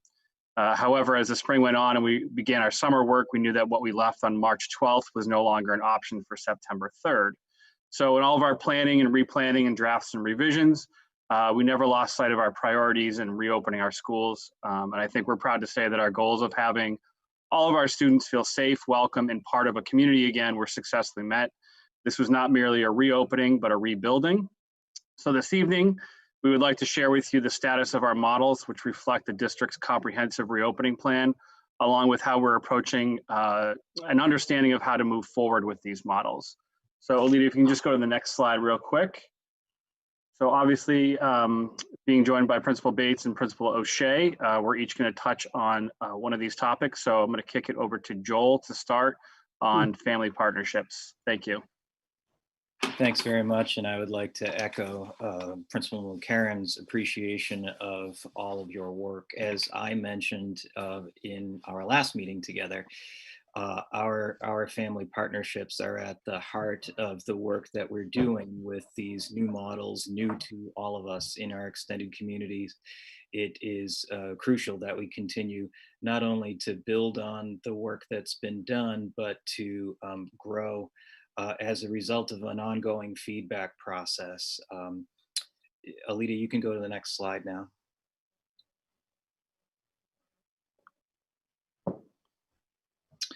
So as I mentioned last time, the reopening task forces played a crucial role in getting us to that point. And as you know, we meet together frequently.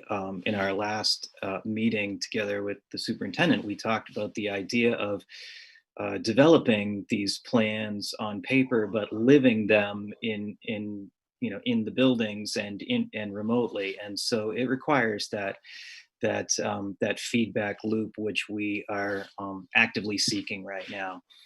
And part of that comes as a result of the communication process and being able to communicate prior to our start, the parent information welcome back nights, which then led to our curriculum nights, our open houses, if you will, the virtual open houses. Those were held on the 6th of October, as the superintendent mentioned.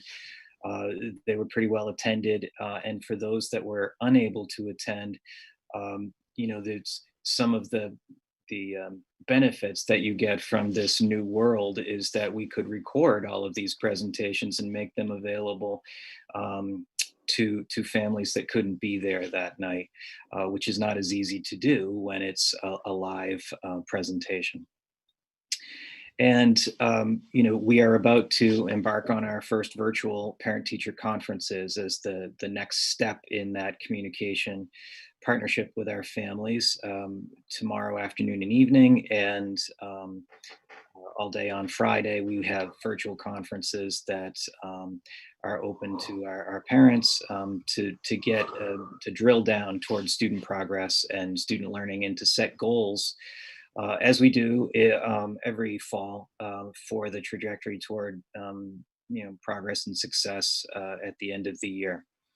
And Alita, if you could go to the next slide as well. And so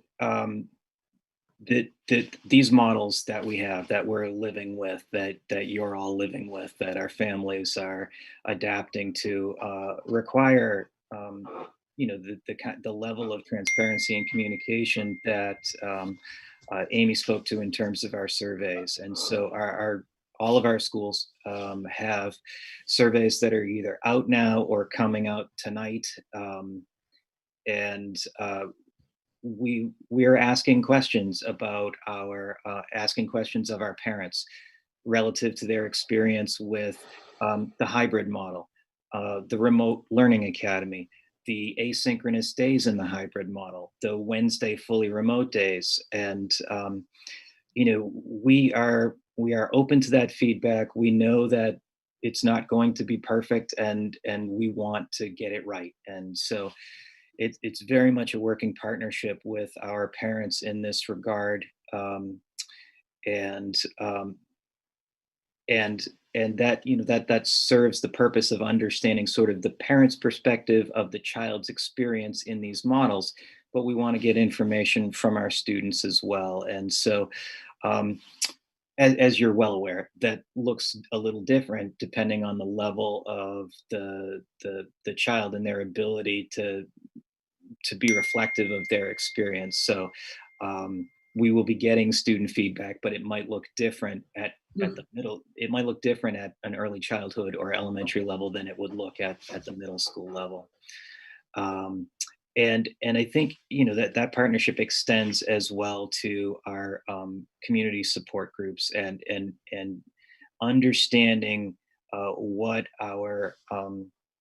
what the extended community needs, what our roles as school leaders and school buildings play in that partnership. And I guess I will just end by saying that we are grateful for the support and the way that our community really, all three of our communities have rallied together to work through the evolution of these new models. And again, I would be remiss if I didn't thank all of you. Our school committee members were active partners in our reopening task forces and the steering committees, and we're grateful for that work previous and the work to come. And with that, I'll turn it over to Principal O'Shea. So Alita, can you go to the next slide? So I think actually that's teeing up for me. Oh, I'm sorry. No, it's okay. No, we're good. So Joel just sort of briefly said this, we have obviously family members of the Stowe community or the Center School community and Hale community that are on the committee. But just a quick review, obviously within the hybrid model, we have students who are coming in for 2 in-person days. We're seeing that our safety protocols and our guidelines are being followed. We feel really good about how we've physically reopened the building. You can see it just in our kids and our staff. as far as, you know, no difficulty with getting right into learning a lot of new ways to do school. And they've certainly all risen to the occasion. So, you know, I think not just our staff and not just our students, but obviously, again, sort of as Joel spoke to, our families for making sure that kids are coming with masks and they know things about social distancing. So we have made adjustments to all sorts of things, but obviously recess looks different, but we are getting kids outside. We are getting them mask breaks, and we are trying to take outdoor options, not necessarily for instruction, but certainly for those mask breaks, for snack breaks, and things like that. The weather has been very cooperative, knock on wood. I hope I didn't just curse us, but we've been in really good shape weather-wise, not just for all those things, but just even, you know, regular recess, PE, which brings me to my next piece here, is that we're offering health, physical education, music, and art as our specials. Students who are now in for 2 days a week, we had to significantly change the number of specials and how they were delivered versus the 6-day model. So PE has been outside, but health, music, and art are on a cart and they're going to classrooms. And we've made schedules to decrease the amount of students that those specialists see in the event of any need to do some contact tracing.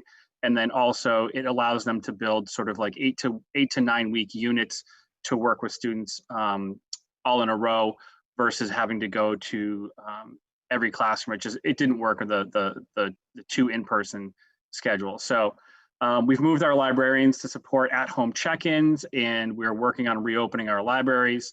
Our ITS are really working on student and staff tech development to support at-home learning. So as an example, I don't believe I'm in line with the other buildings, but Paula Backiel, who's the ITS here, really front-loaded work with the 3rd grade students and teachers, because Google Classroom is new to those students and it's still relatively new to those teachers, as they worked with it a little bit at the end of the school year. So front-loading that work with those students is really going well. Mrs. Backiel just stopped at my office and felt really good about it a couple days ago, just wanted to share, so I'm glad to hear that. We're beginning the initial stages of instrumentals and band and bringing those things back on into play. Obviously virtual. We just got some new guidance from Desi that we're gonna need to digest and go through. But again, bringing those things back in to kids' schedules and to sort of, again, rebuild a sense of normalcy for them. So one of the major focus areas was obviously beginning the year with a focus on social emotional learning and reestablishing those connections that kids have with school. And not only that, but our staff having with school. So we're receiving lots of positive feedback about the benefits of in-person routines on students. You know, just to jump ahead a little bit, it looks like based on the initial data from surveys that we're seeing that as a thread with parent feedback. And I know that we've gotten a number of emails from families, particularly in those first couple of weeks, just to say thank you about their kids are just so happy to be back at school, and it's made a huge difference. Curriculum-wise, we're working with an adjusted scope and sequence, working to prioritize standards and what that content is for when these kids are in person. So trying to create some leverage for when we do have them in the building for those 2 days as hybrid students. How can we really focus in on key content, skills, and standards? And again, continue to use assessment to drive instruction, and it's just not just our formal benchmark assessments, but just seeing where students are. Also having, I think I had it a couple times with our common planning times with a few grade levels today. I think one of the running things that we're learning and understanding is that, you know, depending upon how health data changes, how models may develop, you know, if this sort of informing one grade level to the next about what was able to be covered, you know, is going to obviously continue into next year and inform how the next grade level starts their school year and where kids are coming in based on how this school year goes. So that ongoing conversation about the scope and sequence of curriculum is a key component to this to keep students moving forward. So Alita, could you please just go to the next slide?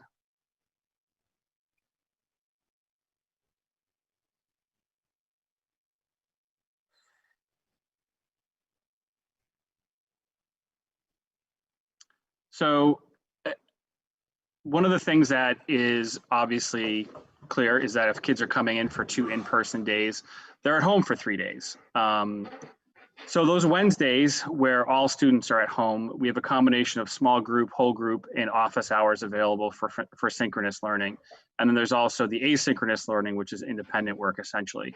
So again, part of the surveys is to look at that information. I think that's an area where, you know, we're working to develop and evaluate, you know, the effectiveness of those small group, whole group, and office hour times, and where we can make adjustments. On those other at-home days, we do have some synchronous check-ins while students are home. Part of that is obviously driven by the comprehensive reopening plan, which calls for, you know, these synchronous check-ins when staff are available. And I think we've all built schedules in order to have staff work with classrooms or cohorts of classrooms when they're at home. So up to 12 kids potentially in a small group with one of our staff members. That's not obviously the classroom teacher, but trying to, you know, keep that connection going and address questions. We're seeing, you know, now that classroom teachers are getting into content, providing those check-in staff with that content, with topic information to support the check-in process. And again, at those common planning times as I was at with grade levels today, I think I saw check-in staff at each one of those, you know, finding out what's being covered, what projects are you working on. So that's key communication. So in some situations, we are able to offer intervention, whether it's literacy intervention or it's special education services virtually. And then we are now taking our next steps to start offering extracurricular things for those hybrid students virtually after school hours. Alita, can you just jump to the next slide? So our next steps, we really want to continue to review and adjust our safety measures as necessary. You know, I think I certainly, you know, along with the other principals, remind people of things as we see it. But again, it's minor. And if we find a better way to do something and increase our safety measures as it seems necessary, we'll do so. We're certainly not looking to decrease those in any way in the buildings. Things are working really well. The survey data that's going to be coming back in, I think most of our surveys are closing at the end of the week, if not over the weekend, will help us prioritize areas for improvement. And again, we are surveying our remote learning academy families, our hybrid families, our remote learning academy staff, and our hybrid staff. Again, finding out next ways to seek student feedback is a little tricky when you're dealing with 5 to 11-year-olds, but I know there's some ways that we can do it. But I think looking at that information from adults first will help us understand if we can get some kid perspective on key areas that we're looking at.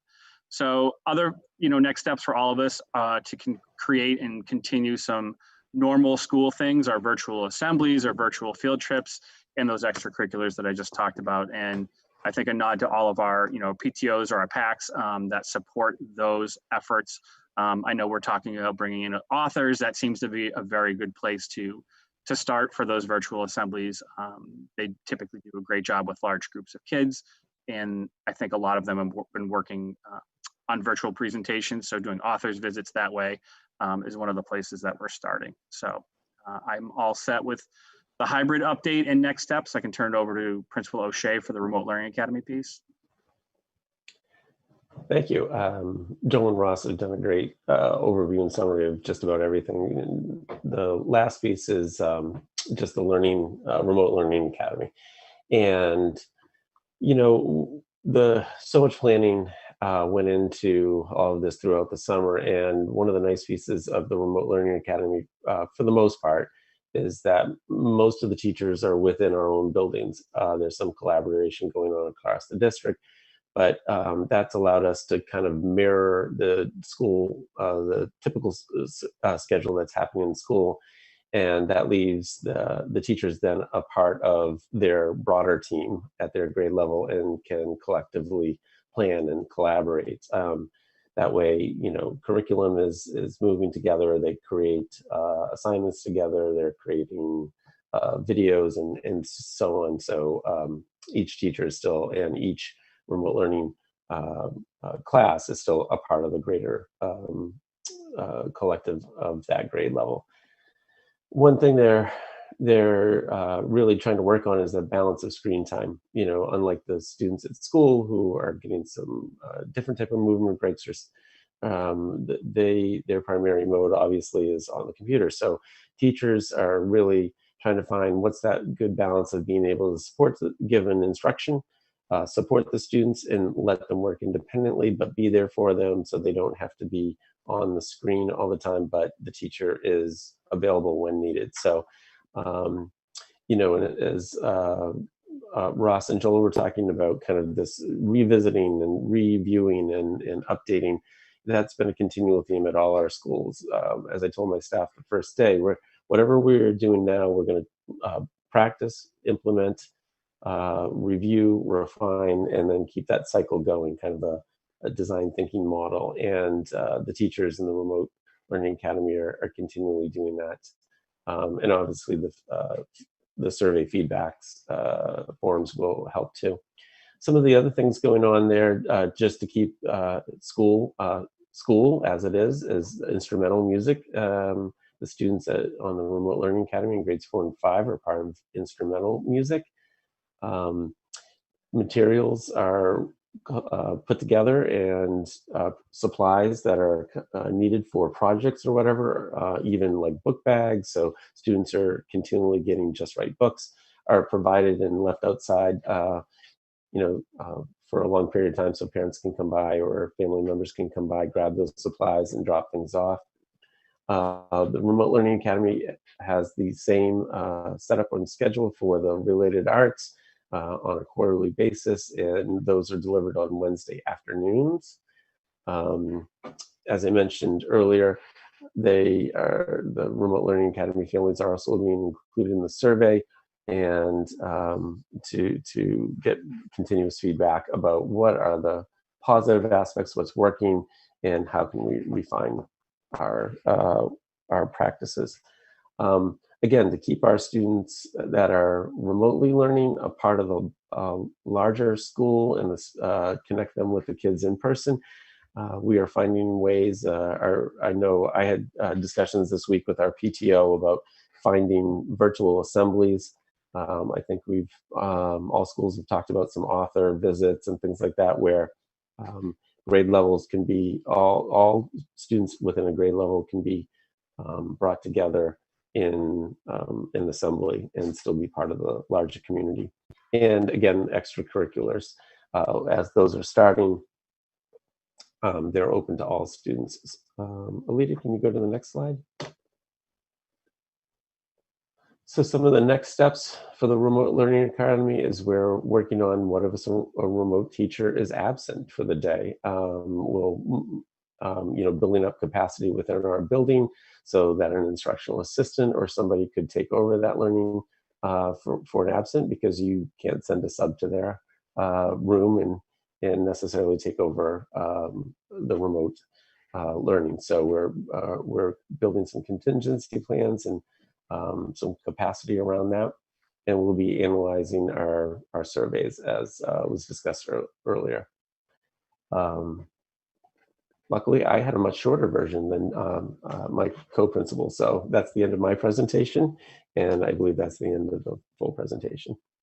Thank you so much, and we've said it, and we understand it, especially those on this committee who have children at the elementary school, and just the tremendousness of this undertaking and the time, thought, skill, experience that folks have brought together to make this work for kids, and then the ongoing assessment of it.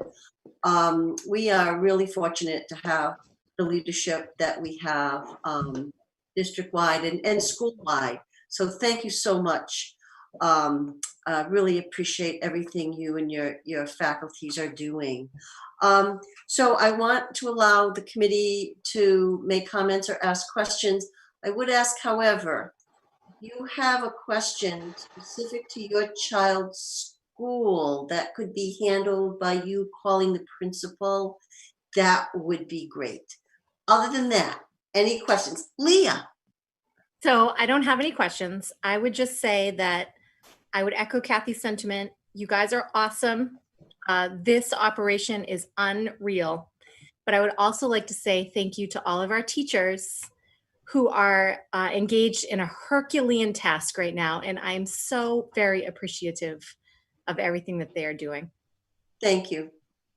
Other questions or comments or applause? Anybody get any confetti? What would you? Yes, Sean. Can I just echo that? I don't think we did give the teachers enough praise. They have pulled together, a lot of what they learned from last year, and then, continued that deep collaboration that they were doing, and they're continuing it, and even going deeper into their pedagogy. And they were working so hard. It's just amazing to see, all the things that they pulled from last year, they learned, and how they're translating that to in-person and remote learning. So I would echo that, and I think that was an oversight on my part, and not explaining that. Particularly the remote learning academy teachers who are, literally finding a brand new way to teach. As one teacher said to me today, I know how to teach kids. I'm learning how to teach a computer, and and to do that, maintain a sense of community, a sense of humor, and deliver high quality instruction has been tremendous. So yeah, thank you for bringing that up, Leah. I think we all, we realize just the tremendous undertaking and the skill, and you have one skill set and then you have to shift gears, but that's what lifelong learners do. And it's a great example for all of us, and especially for the kids.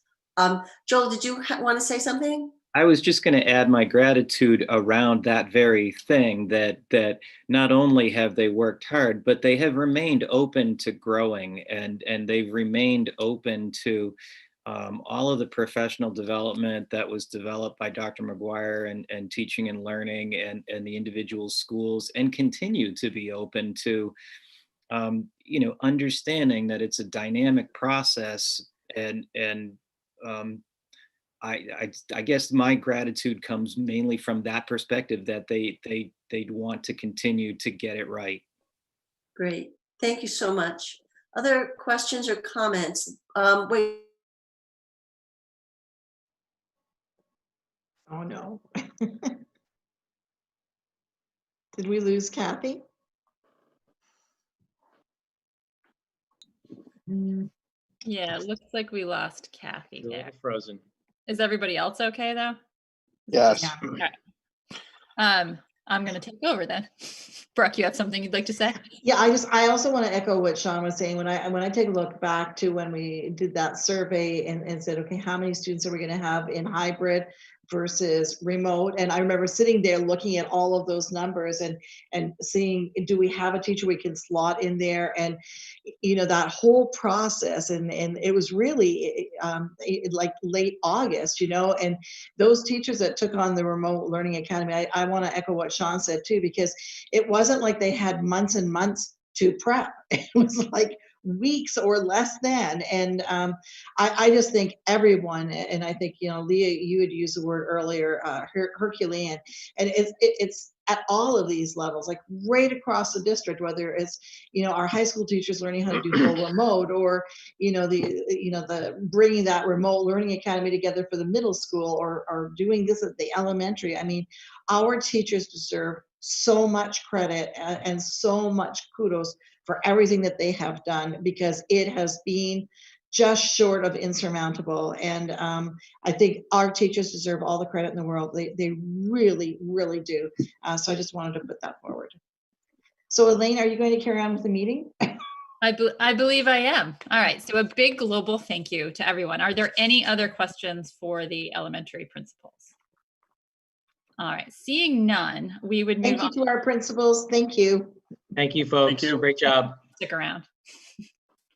All right. So we would move on to the listening session report out with Amy and Mike presenting.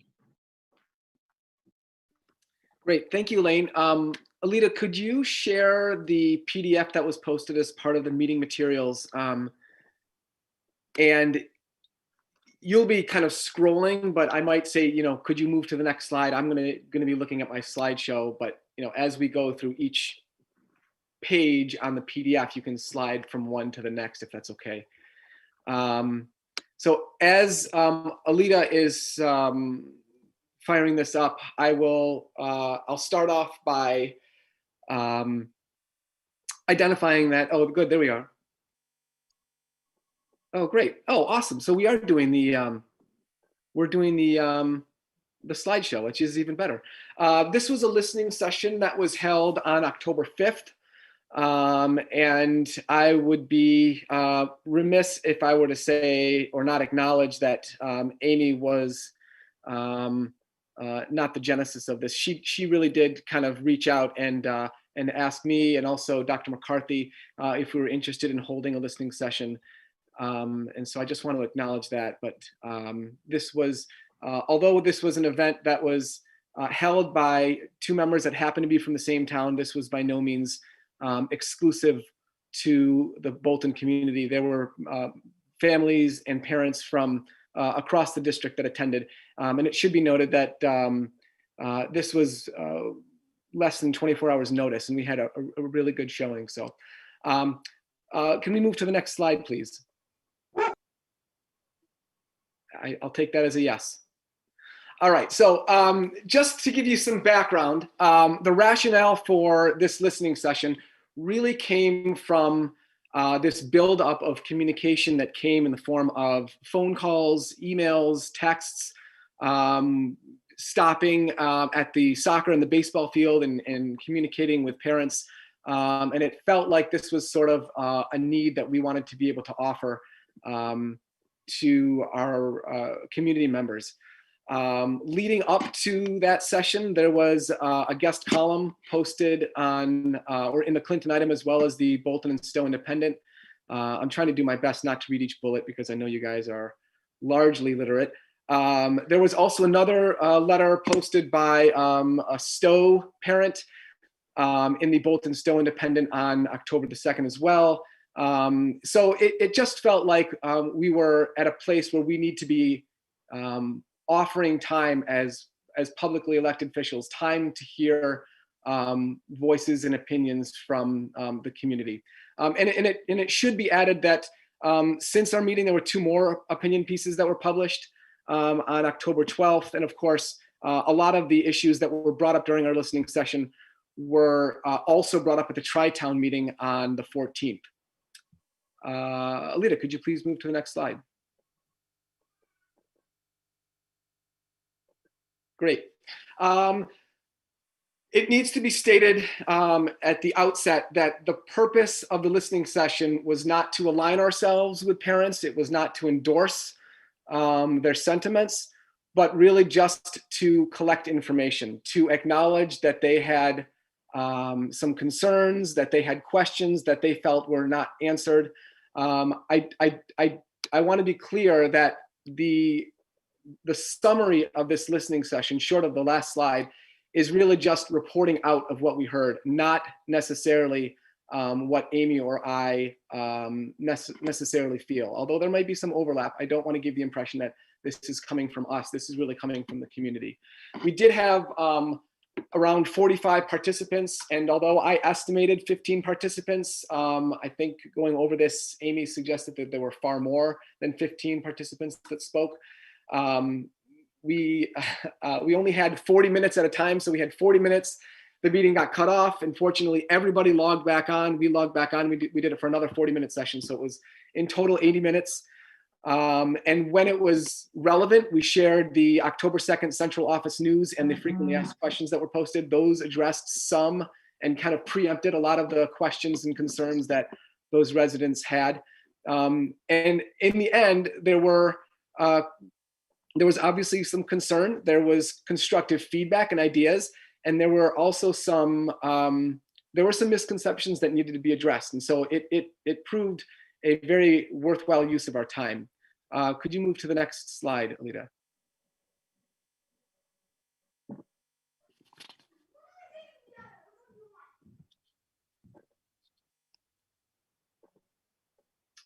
Okay, well, That's okay. I think we can do it without moving to the slides. So the first thing that we want to talk about are the concerns that participants brought up.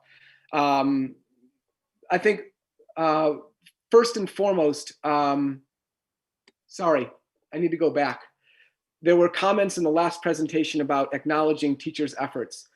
Almost every single parent acknowledged the monumental effort that was put forth by the teachers. And their constructive feedback and criticism was not at all directed towards the efforts of the teachers. I think everyone acknowledged that this was, and it continues to be, a very, very difficult task to pull off successfully. So anyways, getting back to the common themes that came up, by far the most common concern was that at the high school, the remote model presented some real academic challenges as well as some social emotional concerns.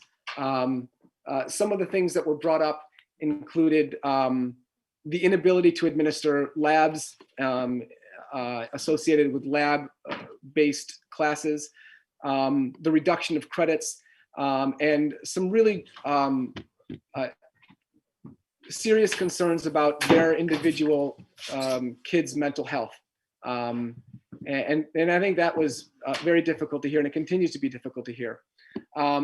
Other concerns that were brought up by members who attended this meeting were lack of very targeted and specific communication in their eyes, and criteria for that planned return for in-person learning at the high school.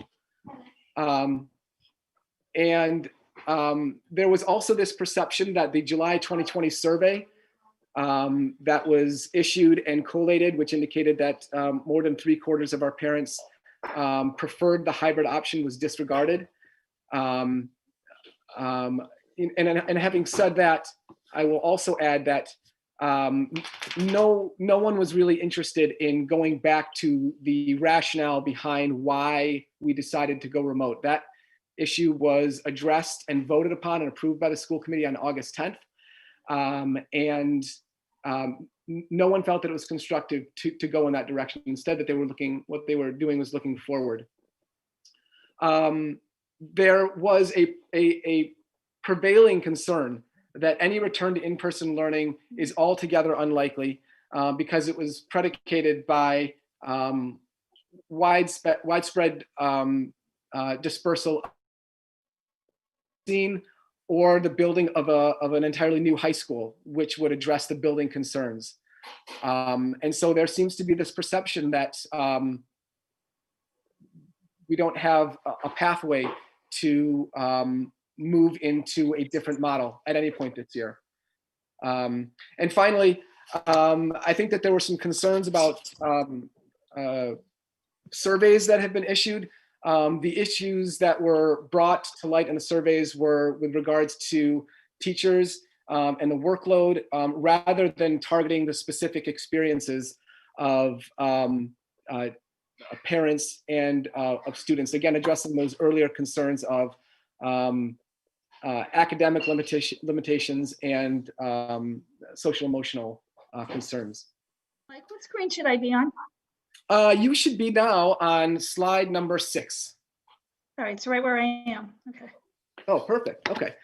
So I'm just going to continue to look at mine, but that's okay. I can see your little circle popping up on slide 6. So you can move to slide. Sorry, you're on slide 6. So the other common theme were the kinds of feedback that we got, and these were sort of suggestions, for lack of a better term.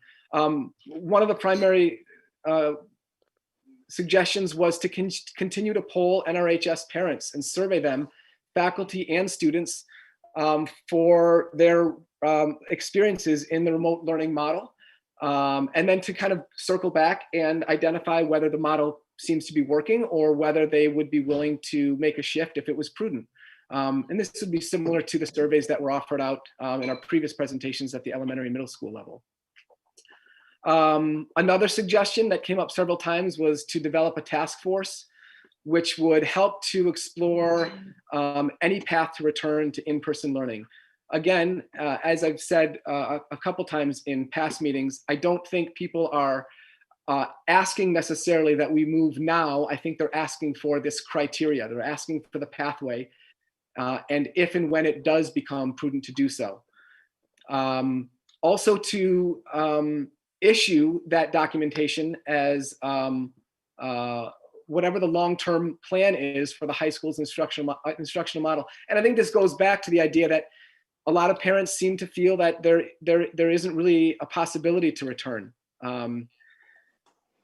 There were some concerns, as was brought up at the Tri-Town meeting, about communication. And so a lot of parents suggested that we hold public meetings in order to listen to community concerns, basically a listening session on a much broader scale. And then some suggestions that we allow for, I guess, more florid public comment at school committee meetings, which would have to be discussed and voted upon. But these are the things that our attendees gave back to us. So if Alita, you're still following, I am now on the last slide, which is slide number 7.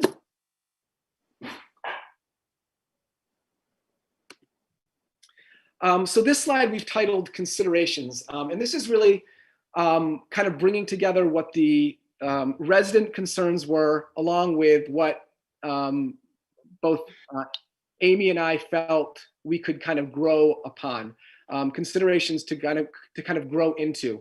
And we try to do a really good job of distilling it down to the 3 major points.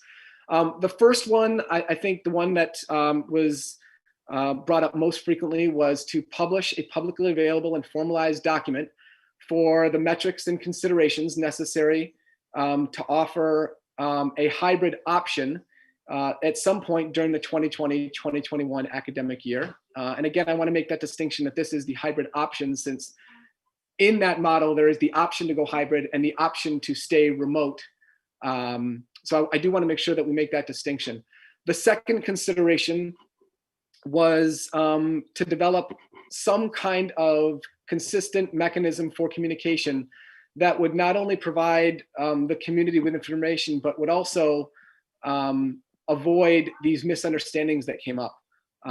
Some of the misunderstandings were, and this came up at the Tri-Town meeting, were that we were hosting a third-party remote model academy at the high school, and that came up multiple times. So that needed to be dispelled, because that in fact is not happening, and that has been discussed several times in previous school meetings.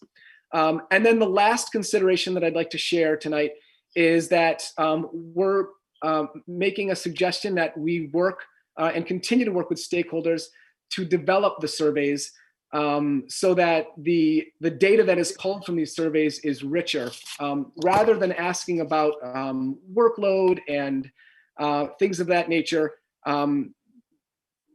We would suggest including questions that target SPED concerns, IT issues, academic rigor, health and safety, extracurricular activities, and again, whether it was offered in the future, if parents would be reticent to move to the hybrid option.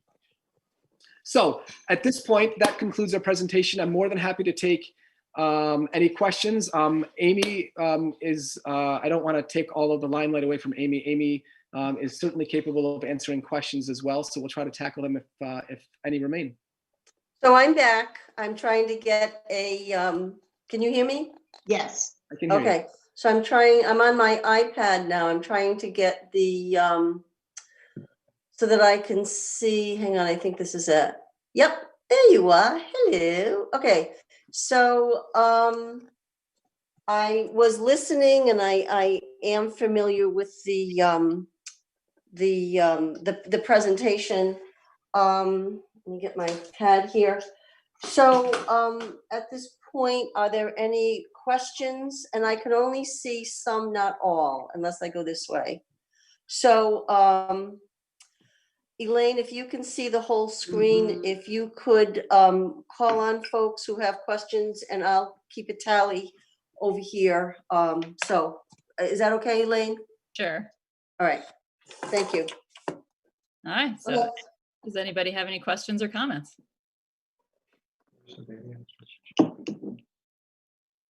I am not seeing any.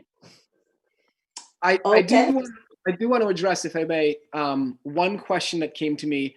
The question about issuing a document about our pathway, which would explain the rationale for moving towards the hybrid option. And the question was, why would we need to issue this? And my response is that it's my understanding that Superintendent Clenchey is already working on a plan, and I think that would be something that would actually go perfectly on that corkboard as a resource, something that we can kind of point individuals to. DESE is requiring that information, and I think there's a desire to have it from the perspective of parents. So that was the only question that I got outside of our meeting. Oh, Kathy, you have a question. I maybe more of a comment. I think that there is some maybe dovetailing or overlapping between what we have articulated are some initiatives going forward. I know that I have part of my presentation a little later is to answer some of the questions that have been posed to us. I know that, and I appreciate the work that Mike and Amy have done, the outreach, the listening. It is, and I think in the presentation, there was a sort of a, there were 40 plus participants, 15 plus people spoke. When we get feedback like this, I think it's important to listen and acknowledge issues, concerns, and questions, but also examine the extent how widespread these feelings, issues are. And I think that there are some mechanisms for doing that. And I have spoken to Mike as the chair of the communications committee about some ideas for that.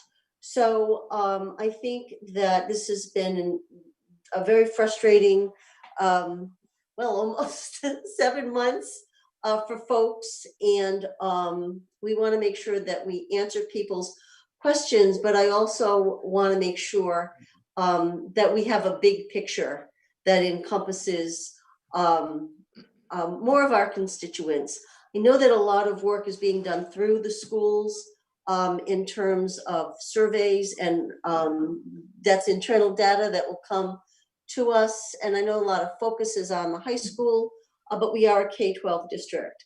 So the reconvening of the task forces, having more of a sense of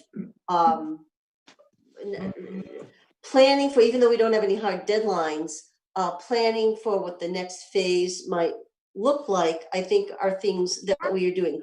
The other thing, and sometimes I'm a little slow on the uptake, but some of the things, one thing I thought about is that when you want to take a strategic plan, you make the plan, you have a beginning, middle, and end, and you engage in something similar to what engineers do in the design process. You start with an issue, a problem, an idea, you work it through, you analyze it, you test it, you get feedback, and then you modify and start again.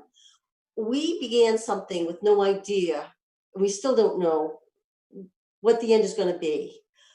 But a great deal of time and effort and energy went into just reopening these schools. And we've all acknowledged with all the presentations from the schools, just what a Herculean task that was. So now essentially a school month, which is 20 days in, that particular system, phase one, if you will, is in place. It makes sense that we do what we're doing and what we said that we will do, and that is reconvene and see what phase two looks like. And just as we're doing that, what we're seeing is schools, and it's not universal, but we are seeing the schools that started as hybrid having to go into remote. So we're still in an uncertain time. That doesn't mean we don't proceed with planning for a phase two, but we're still in that ambiguity thing. And I know that we're asked to be comfortable with ambiguity, but I know how difficult it is for me. So I appreciate the input. I think that we are making some headway in these areas, and we have more plans to improve what we do. And that's basically what I had to say. So thank you for listening. Real quick, if I could just respond. I don't know if there was a question or if that was just a comment, but oh no, just a comment. Okay, somewhere in the first minute of that that comment, you had talked about looking at how many people attended the session and how many people spoke. Remember that, and I think you were offline for this one, but I did mention that this was all within 24 hours notice, and to get 45 parents within 24 hours notice, and to get 15 to 20 people responding, and that conversation was throughout the entire meeting, I think carried some weight. And also, you made mention of having feedback on whether it was representative, and I think that actually speaks to one of the considerations, which was to target questions in our feedback so that we can gather whether those opinions represent a small percentage or a large percentage. And that's precisely the value of issuing these targeted surveys. So thank you for making my point. I appreciate that. No, and I was just about to say we're in agreement about that, Mike, because that was my point. It wasn't, it's when I look at data, there are questions that emerged. I realized there was a short window for you, but I always think in terms of next steps. What are the next steps? And I think you've captured it. So I think we're closer to agreement than not. So thank you for bringing that up though, Mike. I appreciate it. Great. Thank you. I'm going to go to Sharon because she hasn't said anything all night. Thanks. I just, I'm wondering if you, Mike and Amy, were able to get any specific, like, can you give some specific examples? Because I think in one of the slides that you were talking about how the parents had a lot of praise for the teachers for the hard work they're doing. And they were very appreciative of all of the work that goes into making this happen. But yet there was also seemed to be some feedback that there's not enough rigor or academic rigor or that students aren't getting enough from the teachers. So were there specific examples of things that they felt that they were not getting? I'm confused by the difference of praise for teachers, but not happy with what's happening. Can you all hear me? I'll take this one. Sure. Yeah, thanks for asking that question, Sharon. Mike, I just want to thank you for doing an excellent job in presenting that on behalf of both of us. Nice job, considering the background distractions that were going on. So we did get some specific feedback about, I think it speaks to the difference between praising the teachers, but problems that some limitations of the remote model. One of the specific things was the science labs. It's very difficult to run in chemistry, physics, biology, those types of labs in a remote model. And I think this may be a misconception, or it may have just been something that wasn't able to be delivered on, is bringing kids into the building for those labs. That was one thing that we heard from parents. Related to that is some of those labs have had reduced the credits for the course reduced in some cases because of just the reality of running a remote model. And then I think that was Mike. Am I missing anything related to the academic? I would just add that as a reminder, a model is set for a building, and teachers are tasked with implementing that model to the best of their abilities. Right. So I think, given some parents' dissatisfaction with their model at the high school, I think they are very much respectful of the amount of time and energy and creativity that's going into the implementation of this model, even though there is a difference of opinion in the model itself. So there's, I think, Sharon, I think if I'm understanding your question, it's understanding that what the roles of teachers are in implementing a model versus what the model is itself. I hope I've characterized that appropriately. Brooke, go ahead and respond. Just a quick question. I'm assuming that these parents have reached out to their science teachers and understand this, because I'm just really, quite frankly, very surprised. I mean, I know that I was in there as Al Fortiani was looking through and going through lab information. So I'm shocked tonight as you tell me that there are no labs running.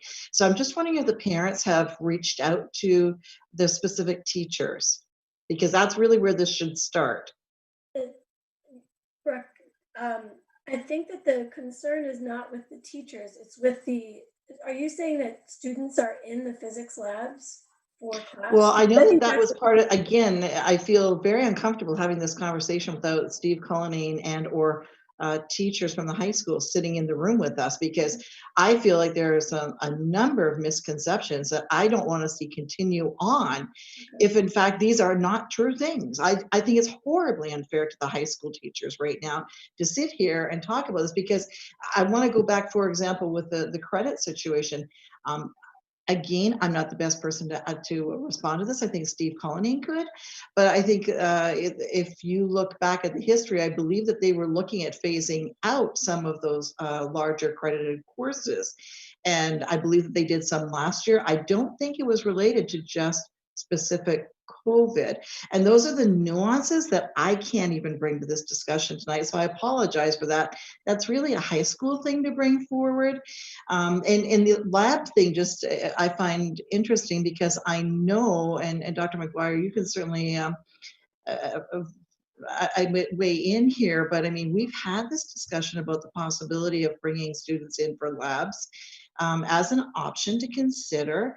But I also know that the science teachers, because I've physically seen them working through different lab alternatives. So I really want to be cautious tonight with what we're putting out here, because, and Mike, I think you did a really nice job at the up front talking about not endorsing, but nor do I want to continue to keep ongoing misconceptions going when the high school staff isn't here to talk about it. So I just want to put that on the table for reflection. Dr. McGuire, I don't know if there's anything you can add to the lab situation, because I know that we've had those discussions with the teachers. So I just hope that parents are reaching out to their teachers with some of this and not just coming to school committee members. So I have certainly referred parents to high school teachers and to Mr. Cullinane to ask those specific great. questions. Thank you for doing that. I am just giving an example of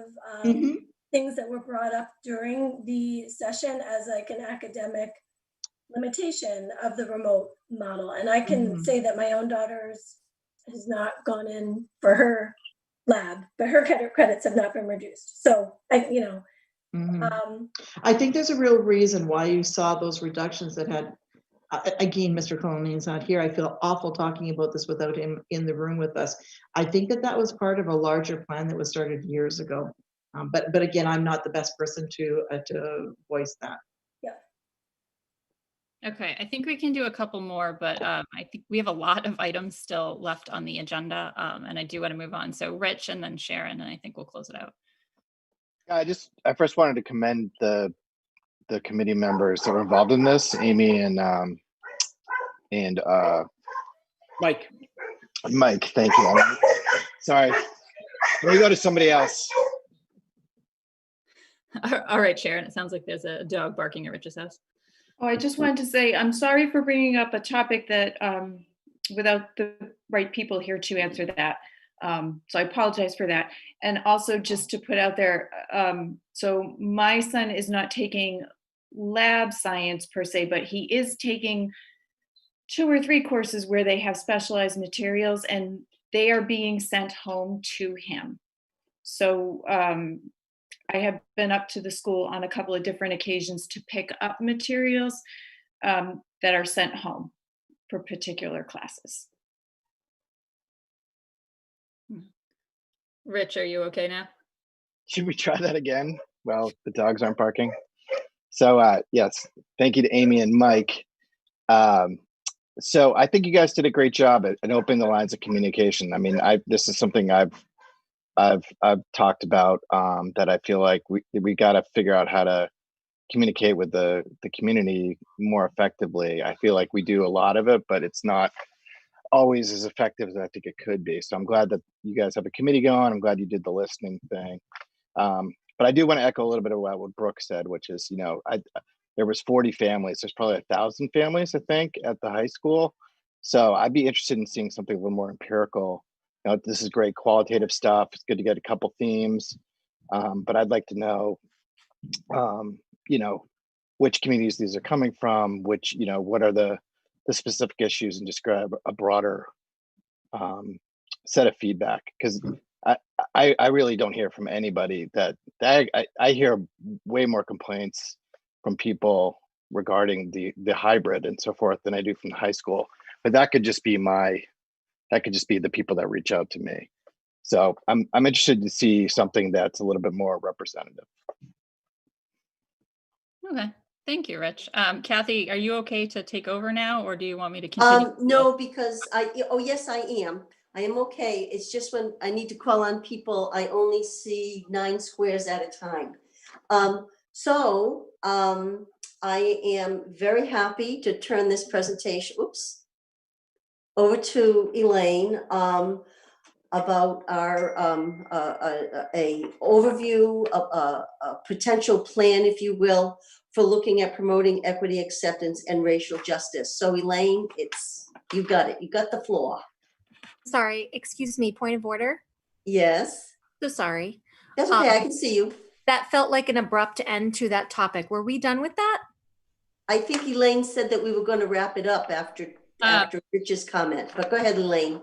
I was trying to wrap it up after Rich and Sharon, just because we have a lot still to cover, and we had that as a 10-minute readout, and now we've gone over 30 minutes with it. So I was just trying to be more balanced. Okay, but I think that the presenters maybe had a conclusion. Yeah, we did. We wanted to put forth a motion,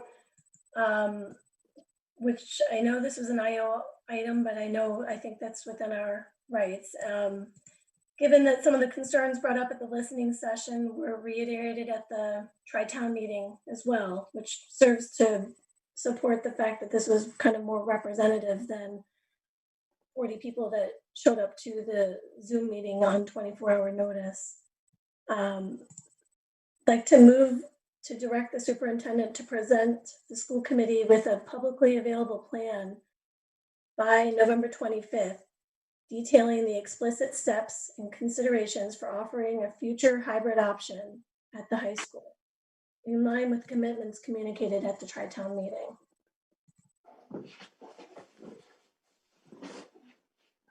Maybe we would need a second on that. I'll second. All right, any discussion, questions? Mary. Okay, so I would say to Mike and Amy, very professional presentation that you put together, really well done. And I would also say that I didn't find any information there that had not already been communicated to us as a committee, that we heard from the people, many of the people who are concerned, who have been very vocal, and mostly from one community. Then the second piece of empirical evidence, the letters to the editors, mostly by the same people. Third example of evidence, the Tri-Town meeting, and I was happy to see that it was in Stowe, and it was nice to meet the new town administrator, because other meetings, Tri-Town meetings that I have attended, there was no town administrator from Stowe, or no select people at the 3 or 4 that I've gone to. So that was pleasant too. However, the same information was given to us again, and now backed up by select people who didn't know the answers and couldn't understand what could possibly be going on, that we had not communicated to these people and responded to them, when the complexity and the amount of time that's been put into these plans is inordinate. So if we really analyze this, it does come down to the same group of people who weren't satisfied with what they heard on school committee, wrote letters to the editor, and then went to select people. So I'm not in favor of doing this, especially since I believe we have answers that the administration has put together to some of these same questions. So I'm not in favor of this. All right, Leah. I'm sorry, I know it's so late, and I just wanted to say that this motion is not asking to move the high school to hybrid. This is simply seeking a plan to be articulated with deadlines.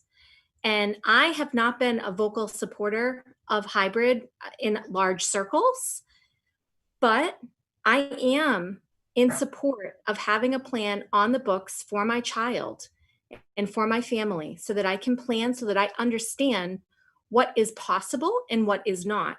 But right now we are all flying blind, and I think it is very unfair to not have a plan in place to move us to a hybrid system, which is being practiced by so many right now. So I am in favor of this. Okay, Mike. I would just remind the committee that our conclusions and our findings and our suggestion were really in place before the Tri-Town meeting. This had really nothing to do with the Tri-Town meeting or our Board of Selectmen. And remember that, as I mentioned in the presentation, we voted for the remote model on August 10th.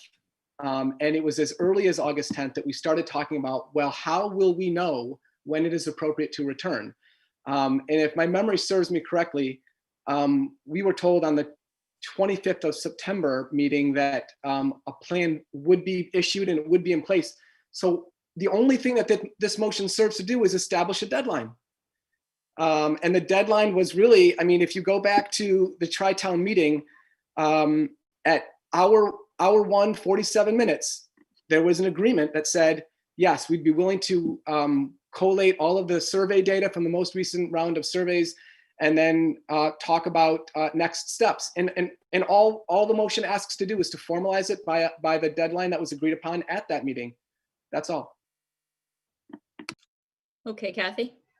Yeah, I don't recall that we voted on a deadline or agreed to a deadline. I know that we reiterated the fact that the task forces would be reconvened to work on a phase 2. The deadline that I discussed with Brooke was to have something that would be forthcoming by December 1st. And I want to allow the task forces to do their job and to look at information and come forward with the recommendation, with the plan. That is in motion. And there was nothing that I recall from the Tri-Town meeting that was formalized. There certainly were no votes. An issue was raised about the surveys, and we didn't have a lot of opportunity to respond to things that were said. And with regard to the surveys, there was an assumption that we don't share survey information, which is not correct. And as I stated earlier, with regard to the high school survey, it was a high school survey. It was important for the faculty to see that so that they could be informed as to their next steps. So I'm not in favor of this motion. I am in favor of letting the task forces do their job. However, we do have a motion on the table, and obviously this is the point in a second where we ask questions, discuss, and then vote.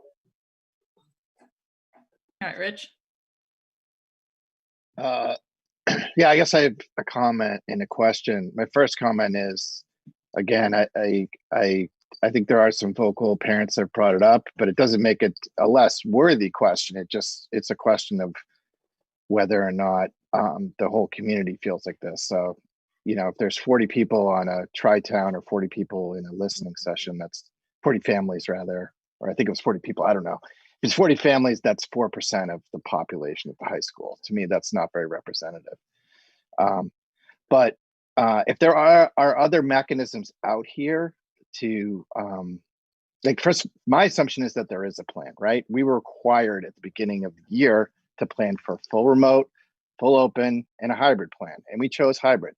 So, we chose full remote. So my assumption is there's a full remote plan. So my two questions are, number one, I'd like to know about this December 1st deadline, because that's the first I've ever heard of that. Right. And the second one is, and maybe Brooke can speak to this if she's comfortable at this time, but or if it's appropriate, I think it's appropriate for her to speak in the middle of this, is there is a plan. So if there is a plan, let's just state that there is a plan. And what is fuzzy is the criteria about when to enact it. Right. And you know what, Rich, your point is spot on, because we had to develop a plan right at the very beginning, and we've put plans out there. There's a plan. There are plans even posted right now on our website that you can go back and take a look at. And if you look really closely, you'll see that one of the models we really liked was in Lincoln Sudbury. If you were to draw the parallels, you could see that. But one of the gifts of time, from my perspective, is exactly what I said earlier. As we're watching and we're communicating so frequently with other principals in nearby communities to ours, or me with superintendents, we're learning from them what is and isn't working. So although we have the basic bones of that plan, we continue to play with it and tweak with it. And John Kroll and I were talking the other day, one of the assistant principals, and he said, I know that this is where we're looking, but there's a piece of me that says, do we throw this all out and look at something completely different? And I said, you know what, let's make sure that we look at everything, right? Because we're always looking to do the best that we can. And so, yes, there's a plan that we've had out there for several months, but I also agree, Rich, with you. I think what people are really looking for is almost a definitive timeline. For example, we have said all along, and again, Dr. McGuire can stop me if I'm saying something inappropriate, but that it would seem natural to us that if we're going to do any change, it would be at a natural break, because that makes sense, right? It gives everybody the time to kind of pull things together, be ready for that natural break, and move forward. So that's one piece.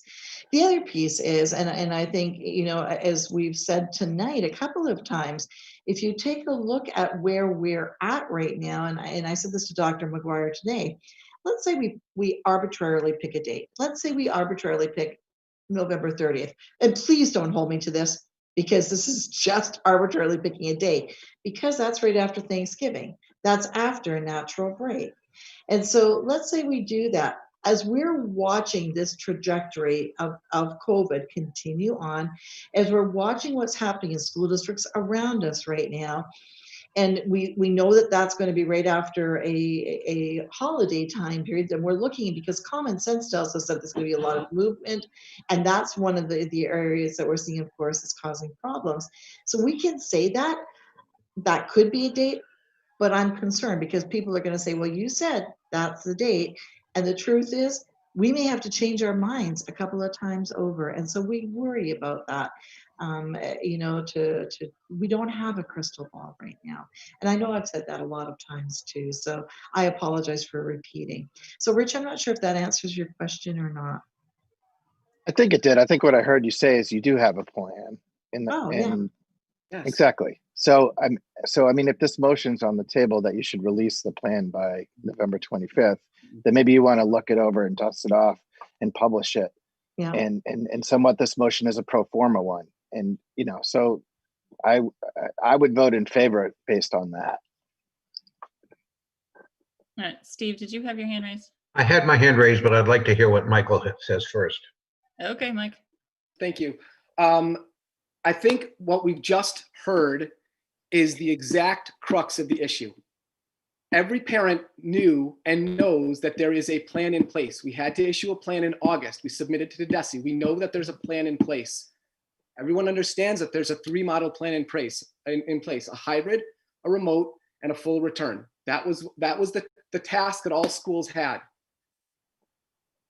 What we don't have are specific metrics. And what I mean is a report that I heard today on my way home from work that Boston Public Schools just went from hybrid to remote. And I remember thinking to myself, I wonder how they're going to know whether it's the right time to go back to hybrid. And sure enough, 4 seconds later, I heard Boston Public Schools will know when it's appropriate to return back to a hybrid model when the transmission rates fall below 5% over the course of 2 weeks. Done. Simple metrics, identifiable, data supported, data driven, data defensible. And I think if I'm reading my community correctly, or I'm reading these constituents correctly, that's all they're looking for. What are the metrics? What are the conditions that need to be met? There's no need to establish a date or a timeline for this. It's when we have that quote natural break, how will we know that that natural break is appropriate to return or pivot from one model to the next? It is not about the plan. The plan has been in place for months. Thank you. Thank you for saying that. I appreciate that, Mike. Okay, now I'd like to speak. Okay, Steve. Thank you. It's very nice to have metrics in place. However, if you look at the metrics a month ago, they would have told us to do one thing. If you looked at the metrics today, they might have told us to do another thing. And if you look at the metrics tomorrow, they're going to tell us to do something else. And we just cannot whipsaw an entire school of close to 1,000 students with their teachers back and forth every 2 weeks as the metrics change. I think it's very difficult for us to even right now say what the metrics are going to be in 6 weeks, 8 weeks, 10 weeks. Because if you look at what the quote scientists are telling us, Mike, you will see that they are saying, we don't know. This is possibly going to happen. That is possibly going to happen. If you listen to Dr. Fauci, he is saying, hopefully this will happen. Hopefully it's not a metric that you can use. And I think that this is something I would vote against this motion. Resolution. The motion. Resolution. I actually have a question about the motion myself. Are you saying in this motion that the metrics, whatever they would be decided, would be absolutely binding? Would you like me to read it again, Elaine? Sure. I move to direct the superintendent to present the school committee with a publicly available plan by November 25th, 2020, detailing the explicit steps and considerations for offering a future hybrid option at Neshoba Regional High School in line with commitments communicated at the Tri-Town meeting. So it's really more about offering an option, not moving from one, full remote to only hybrid. It's about, this is part of the issue that I've heard expressed by the community as well, is it's about an option for a hybrid model, given the metrics that we're having a hybrid model at the other schools. Right. Yeah. So one of the things the reason I asked about binding is because even at the state level, they're arguing right now about do cases in nursing homes count? Do cases in jails count? Like they set very specific metrics and now they're changing them. Even the red, yellow, green map, they're saying, yeah, maybe we should change this. Maybe this doesn't really matter. So I like the idea of data, but I also think that data has to be really flexible because this is all completely new. So Kathy. Yeah, I have questions about the commitment communicated at Tri-Town. By whom and how are they binding if the school committee did not agree to them? This is my concern, that it was not a business meeting, it was not one of our regular meetings. And if we want to ourselves at a regular meeting create this, talk about the commitments, I am very uneasy basing anything on the Tri-Town meeting. Well, go ahead, Mike.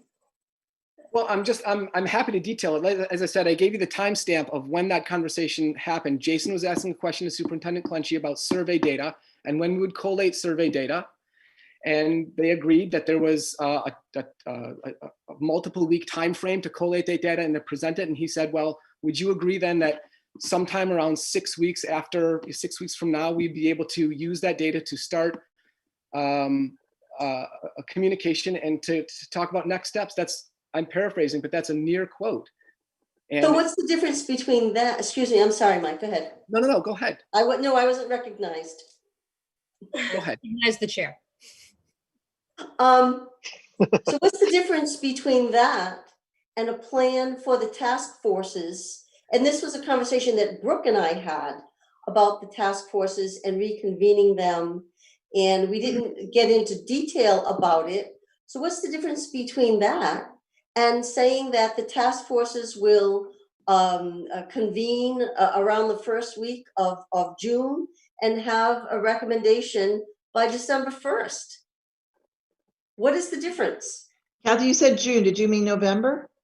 I did. I'm thinking ahead to June because in June I want to be lying on a beach someplace, semi-comatose. So that it is. You're looking for a time frame, and I think we can provide a time frame. I want to allow the task forces time to do their work, and it's just, I've said it before. There's a time frame that it's in line with this, and that's all I have to say, Elaine. So go ahead. Mike, if you want to respond, then we'll go to Leah. I guess my response to Kathy's comment would be that all we're doing is we're establishing a hard deadline. We're making an open-ended proposition more closed-ended. And I agree with Rich. I've never heard of the December 1st deadline. Because well, hold on. We haven't discussed. I just this is Brooke has to lay a charge out. I just need to and finish. It was something that she and I discussed, and it wasn't. We didn't vote on it. It was understood that we would reconvene the task forces that we've spoken about. For a couple of weeks, we mentioned them at Tri-Town. We mentioned them at the October 7th meeting. I think people want to plan how we're going to proceed. If there's a next phase, we can do that. And I think we're talking about very similar things. Okay, Mike, why don't you go back to what you were saying? Perhaps, but that means that the November 25th deadline that was proposed in the motion is not really off the mark then. All right, Leah? So I'll just try to say quickly, Kathy, I have the utmost respect for you, but it's situations like this where we start getting in trouble because what you just said is that you and Brooke cooked something up and we didn't know. And I don't mean to use that euphemism. I'm sorry. I'm not saying that you did anything wrong. I think you're absolutely trying to do something right. But if we had been aware that December 1st something was coming, this motion would have been totally unnecessary and we wouldn't feel as frustrated as we are. I am a high school parent and I feel frustrated because it is my child. And for anyone who doesn't have a child at the high school, please try to stand in the parent's shoes. Our children have one high school experience. And so if December 1st is the date, I can give 6 days. But December 1st or sometimes near there must be the time where we tell parents these are the next steps. Can I respond, Elaine? Sure, Kathy. Okay, so the nature of the relationship between the chair and the superintendent is such that we collaborate on the agenda, we look at input in the course of talking about the task forces. This wasn't anything that was done as it was a conversation. We didn't get to the point where we laid out the charge and gave a deadline. It was something that Brooke and I discussed. And it's to characterize it as something that was done secretly, I think is inappropriate. We have been talking about reconvening the task forces. We didn't have anything specific. It was a suggestion that I made to Brooke. She has generalized the charge to the committees, and the committees are chaired by the building principals. And so it would make sense if there was discussion of a phase 2 to have a starting point and an end point. That's all I'm saying. And it really is, I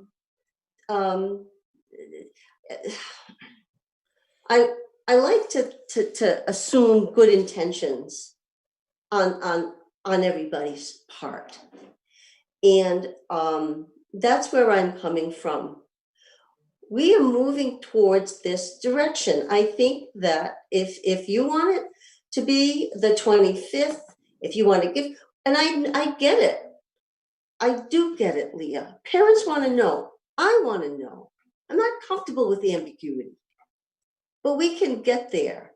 But this is, I would, if there is nothing new to add, I would ask us to call the vote. Everybody that has, and again, if you want conversation to continue, Elaine is moderating because I can only see 9 of us at a time. But if there is nothing new to add, then I would ask that we call the vote. All right, and now I'm going to defer to Joseph because I do not remember what the rules are for calling the vote. Where's a second? Yeah, you need a second on that motion. So, does anybody go second that? Second. Right. Call the vote, Madam Chair. Okay, Amy, could you reread the motion one last time? No, the motion on the table, I think, is to call the vote. We have to vote on whether we're going to end conversation and call the vote. Is that correct, Joe? That's correct. Okay. That's correct. All right. Yeah. So the motion is to end the discussion and call the vote. Yes, Kathy, you can call the roll. Okay, Kathy Codian, yes. Amy? Yes. Brett is absent. Rich? Yes. Joseph? Yes. Mike? Yes. Mary? Yes. Sharon? Yes. Steve? Yes. Elaine? Yes. Leah? Yes. Okay. So the motion, Amy, would you read the motion again, please? Sure. I move to direct the superintendent to present the school committee with a publicly available plan by November 25th, 2020, detailing the explicit steps and considerations for offering a future hybrid option at Neshoba Regional High School in line with commitments communicated at the Tri-Town meeting. I'd like to move to amend the motion. What's the amendment? The amendment I am proposing is to set the deadline for December 1st and to strike commitments made at the Tri-Town meeting. Second. All right, any discussions or questions about the amendment specifically? Joseph? Yeah, thank you, Madam Vice Chairman. I concur with the chair in this regard. One of the things that made me somewhat rather uncomfortable about the whole Tri-Town meeting was that there was a lot of information, and this motion talks about commitments that were made in regards to the information that was presented. And what struck me as uncomfortable about this was that we weren't a party to this meeting. We were invitees as far as I could see. And I expressed my concern to the chair that a lot of information that was being requested of us at that time, or excuse me, requested of the superintendent, was information and commitments, shall we say, for lack of a better term, that had never been presented to this committee. So I concur with the chair's assessment. I'm not going to vote in favor of the motion, but I will vote in favor of this amendment to strike any commitments that were purportedly made at the Tri-Town meeting. So. Okay, Rich. I simply concur. I didn't go to the Tri-Town meeting. I'm frankly, from what I've heard, I'm glad I didn't go. So I'm I would wholeheartedly support this. I mean, I wasn't a party to it, so any commitments made outside of these meetings are meaningless to me. All right, Leah. I'm really happy to hear that there seems to be more consensus around this, and just pushing the date to December 1st feels very, very acceptable to me. Okay. Seeing no more discussion, I think we're ready to call the roll on the amendment to change the date to December 1st and strike the language about commitments from the Tri-Town meeting. Okay. I vote yes. Amy? Yes. Rich? Yes. Joseph? Yes. Mike? Yes. Mary? Yes. Sharon? Yes. Steve? Yes. Elaine? Yes. Leah? Yes. Okay. So the motion, Amy, would you read the motion as amended? Sure. I move to direct the superintendent to present the school committee with a publicly available plan by December 1st, 2020, detailing the explicit steps and considerations for offering a future hybrid option at the Neshoba Regional High School. Did you list the date? Yes, December 1st, 2020. Okay. So that is the amended motion. Yes. And do we need a second for the amended motion? No, the motion already passed. The amendment's already been made. Okay, so we're voting on that amended motion. Voting on the motion as amended right now, yeah. Okay, so I will call the roll. Kathy Codian, yes. Amy? Yes. That's absent. Rich? Yes. Joseph? No. Mike? Yes. Mary? Yes. Sharon? Yes. Steve? No. Elaine? Yes. And Leah? Leah? Yes, ma'am. Oh, sorry, didn't hear you. Okay, so there were 10 votes cast. There were 8 in favor, 2 opposed, so the motion carries. Thank you. Without objection, I would like to move to the next agenda item, promoting equity, acceptance, and racial justice. Elaine has put together a presentation that I'm very excited about. Okay, Elaine. Thank you. Alita, can you put up the presentation? And I want to apologize for cutting the discussion off short before. I did not realize that's where it was headed, towards a motion. So I didn't know that there was more to be done there. But switching subjects a little bit, I was ruthless in editing this down to about a 5-minute presentation. So I'm going to try to keep it to that. But I'm sure the first thing that you're all thinking is, so why is Elaine giving this presentation right now? And Kathy had asked me just to do some initial research into what some of our options could be. There's a lot of possibilities here, simply because I've been pestering her about it. I've been asking, when are we going to see more equity? When are we going to see more anti-racism items on the agenda? I'm not an expert in this work by any means. And honestly, I feel a little weird even giving the presentation. But at the same time, I didn't want to bring in an outside expert and make the committee feel like things had already been done, decisions had already been made. So I sort of designed this as a sampling of what some of others have done, and what we should kind of keep in mind as we chart our own unique path forward. So I think the goal here is just to continue the conversation. If you could go to the next slide. Oh, I like the doodle.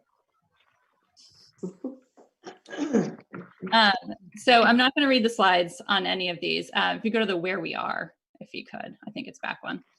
I did want to point out that 3 separate times tonight, issues revolving equity or social justice came up, but we kind of talked about them as one-off things. We've tended to look at things as they come up, and things are happening, but we haven't really tried any coordinated effort or umbrella effort. And that's really where the school committee's role can come in. Specifically, there's a lot of tie-ins with policy here, and I think the importance of which is captured in this quote from one of the founders of the Neshoba Area Social Justice Alliance, which is someone I spoke with in doing some of this research. If you could go to the next slide, please. So when we passed the anti-racism resolution in the summer, whether we realized it or not, we were committing to act and not just give a statement of support. There's a lot of paths actually that we could take related to policy. These are just a few, and I actually stopped counting when I ran out of room on the slide. So like hiring processes, discipline, curriculum, testing, like you could go on and on about this. When you start to look through a lens of equity, you start to see inequity everywhere, which can feel overwhelming. So the question then becomes, if you could go to the next slide, how do we make a coordinated effort to approach these issues holistically and ensure positive impact and not just intent? So one thing that kept coming up in this initial research is that if we want to set ourselves up like truly for success, we need to go beyond the words in the policy and go all the way into like really difficult conversations about the beliefs that are behind the policies. So in this work, it's not just the what, it's also really important to focus on the how. So next slide, please. Oh, actually, go to, the next one has content on it. So that brings us to equity committees. And an equity committee is really just a group of people that come together to support and guide this type of work. I'm using equity committee as a placeholder. They're called all sorts of different things. Equity work is really complex and it's very nuanced. And so this group of people basically becomes a central point for mapping out the work and maintaining that focus on process to make it sustainable. We don't want a bunch of one-off initiatives, right? Like this group can help with that. So next slide, please. And it's clear very early in doing some initial research that there are certain things that these groups have in common that kind of set them up for success. And to be fair, I think any committee has to sort of figure out their own considerations and how they're going to work them into the way they set up the work. But there are some similarities here. And I think the first one is especially important to call out. So when this type of group, like quote unquote, walks the walk, they're creating legitimacy. And that is so important in any of the work that we do. Because remember, in order to get the change in the policies and processes to stick, what we really need to do is go deeper than the policies and get into things like relationships and power and beliefs and norms. And that's actually what these types of considerations do. So the last 3 slides are all just examples of what 3 districts around the state have been doing. These are not the only 3 districts doing this type of work right now. There are many, but these took 3 kind of distinct paths that I thought were interesting. So Burlington really approached it with the high school at the center of their focus. It's mostly students and teachers, and I think it actually grew organically out of a student movement. There are some community members involved, but it's focused mainly at the high school. And after a few years, they've actually decided to hire a specific district employee to do this work. So that's how much they found they had. Next slide. Shrewsbury is another great example. They actually have a really large group. But what I found interesting about their journey is that they actually started with a small group that focused on conducting kind of a discovery mission. They got a ton of feedback first, and then they formed this larger coalition group to execute on their areas of need. So personally, I think feedback is an area of need for Neshoba. So I think if we wanted to take this model, we might need to bring in some outside experts for it. I also want to call out, I'm not talking about equity audits or anything like that tonight, but if anyone is thinking like, I don't really understand what all this means. Like, why do we really need this? What does it really look like? I would encourage you to click that link and read Shrewsbury's equity audit, because it's really good work, and it basically just gave a roadmap for the work that the committee wanted to do. And finally, on the last slide, please, is Amherst Pelham. They actually have the school committee own this process. They created a community subcommittee of the school committee, which is really confusing language, but all it means is that the school committee owns it, but there are community members involved. On this slide, I listed their task force's goals. Again, I think like we would have to determine our own goals, but I liked the way that they listed them so clearly, and it made the overall work really tangible. So the only other thing that I wanted to say is that, like, as much as I keep saying Neshoba has to figure this out for itself, we don't have to do it alone. There's so many organizations out there that do this. I'm not gonna list them all, but there's also a lot of people in our towns that have a lot of experience in this, whether through their workplaces or through working through organizations like this. I mean, I got the information from Shrewsbury from a Shrewsbury high school teacher that's really involved that happens to live in Stowe. So the expertise, especially the expertise to get us started when we're putting some of those foundational pieces in place, is out there. And so I would encourage us to leverage it. So that's the whole presentation.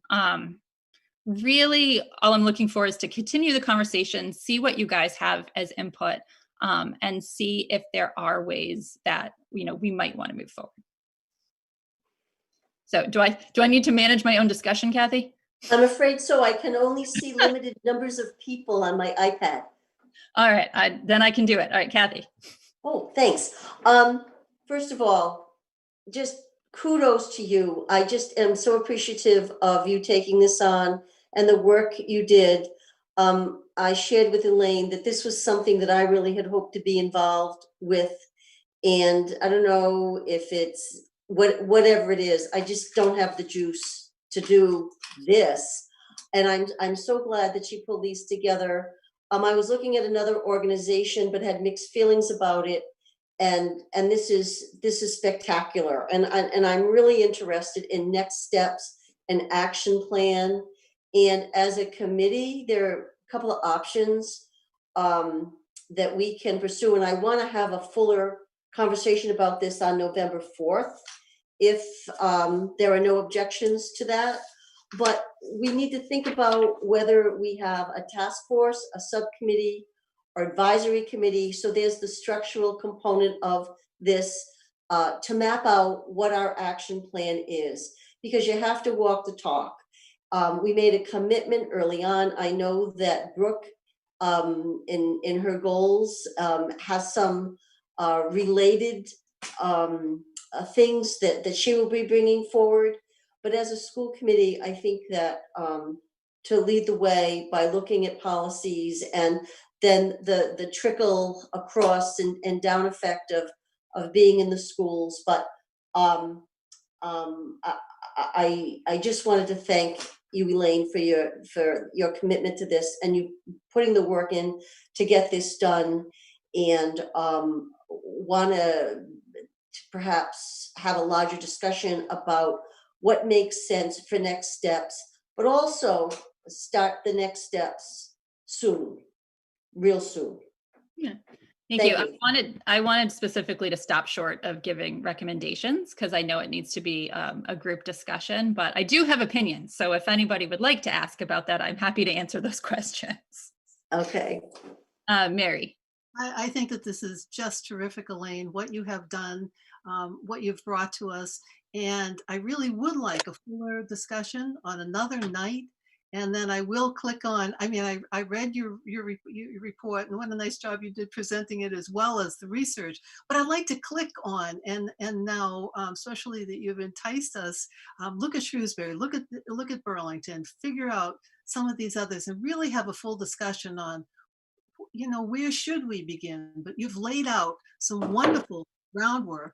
And we know that whatever we do, we want it to be inclusive. We want to bring the whole community in. We want to bring, community, teachers, students, all of us in this, So I think we need, fresher minds than we have right now at this particular hour. But what a great start. And I really look forward to pursuing this. Thank you. Thanks. And I think no one will be surprised to hear that Lexington actually has a beautiful 40-page plan that they have written out about their work in equity as well. Mm-hmm. Mike, speaking of Lexington. So sometimes it feels like we eat, breathe, and sleep COVID and remote learning and hybrid learning and 6 feet and masks, and it can be, as I've said to some colleagues, it can swallow you up. It just consumes you. And I really, really appreciate the fact that you bring something like this up to remind us that we are still a very vibrant and dynamic district, that in the midst of all this challenge, we still have opportunities to grow. We still have things that we can work on that don't have to do with, being in the weeds of this pandemic. So I'm just very, very appreciative of the time and the effort and the thoughtfulness that went into your presentation. And I guess to kind of parlay that, I would ask almost rhetorically, how do we do this? How do we have these conversations so that we can remind people that, yeah, we've got all these things that seem like they're always at the top of our list, but we've also got these other things that are just as important to allow our community and our district to grow. So I don't know that there's really any comment that's necessary after that, but it just feels like a breath of fresh air, to be honest with you. So thank you. Yeah, I know that it is hard to feel like we have so much on our plates and everything is urgent and everything is sometimes life or death. Right. I actually think with this work, it might make sense. I think that there's a role for the school committee, obviously, specifically with oversight, because we own the budget, right? We own the superintendent's goals and evaluation. We own policy, right? And all of those things kind of tie in together. They're all really important. But one of the things I have learned, which I did not even think about before I started thinking about this type of a presentation and what we could do for a school district, is that I actually don't think the school committee should own it operationally. And with all due respect to the administration, I don't think the administration should own it operationally either. And that is because specifically when you're talking about equity, traditional roles of authority tend to come with these power dynamics that make people act in ways they wouldn't act otherwise, and say things or not say things that they might say otherwise. And so I think that there's a place there to have, I'm not exactly sure if it's community-based or student and teacher-based or what, but to kind of upend all of our traditional models of organization and say, let's flatten this out so people can be really candid and can give us really authentic and genuine feedback, and then we can go from there in terms of how we execute on it. You did a great job. Really, really nicely done, Wayne. Thank you. Thanks. Kathy, yes. Yeah, I'd just like to make a recommendation that the members of the committee take the time to go through your presentation, click on the links, look at the resources. And what I would like to do is put a larger discussion on our agenda for November 4th, just so that we can begin the I'll call it unpacking phase of this information, and make some decisions about whether we want a task force or an advisory or a subcommittee. So that would be my recommendation for moving forward. But again, and I agree with Mike with everything. This is it's a breath of fresh air. It's a ray of hope, because we all express our frustration with what we see. Aside from the pandemic, there's all that other stuff. And this is something that we can do to make a difference in our community and in our schools.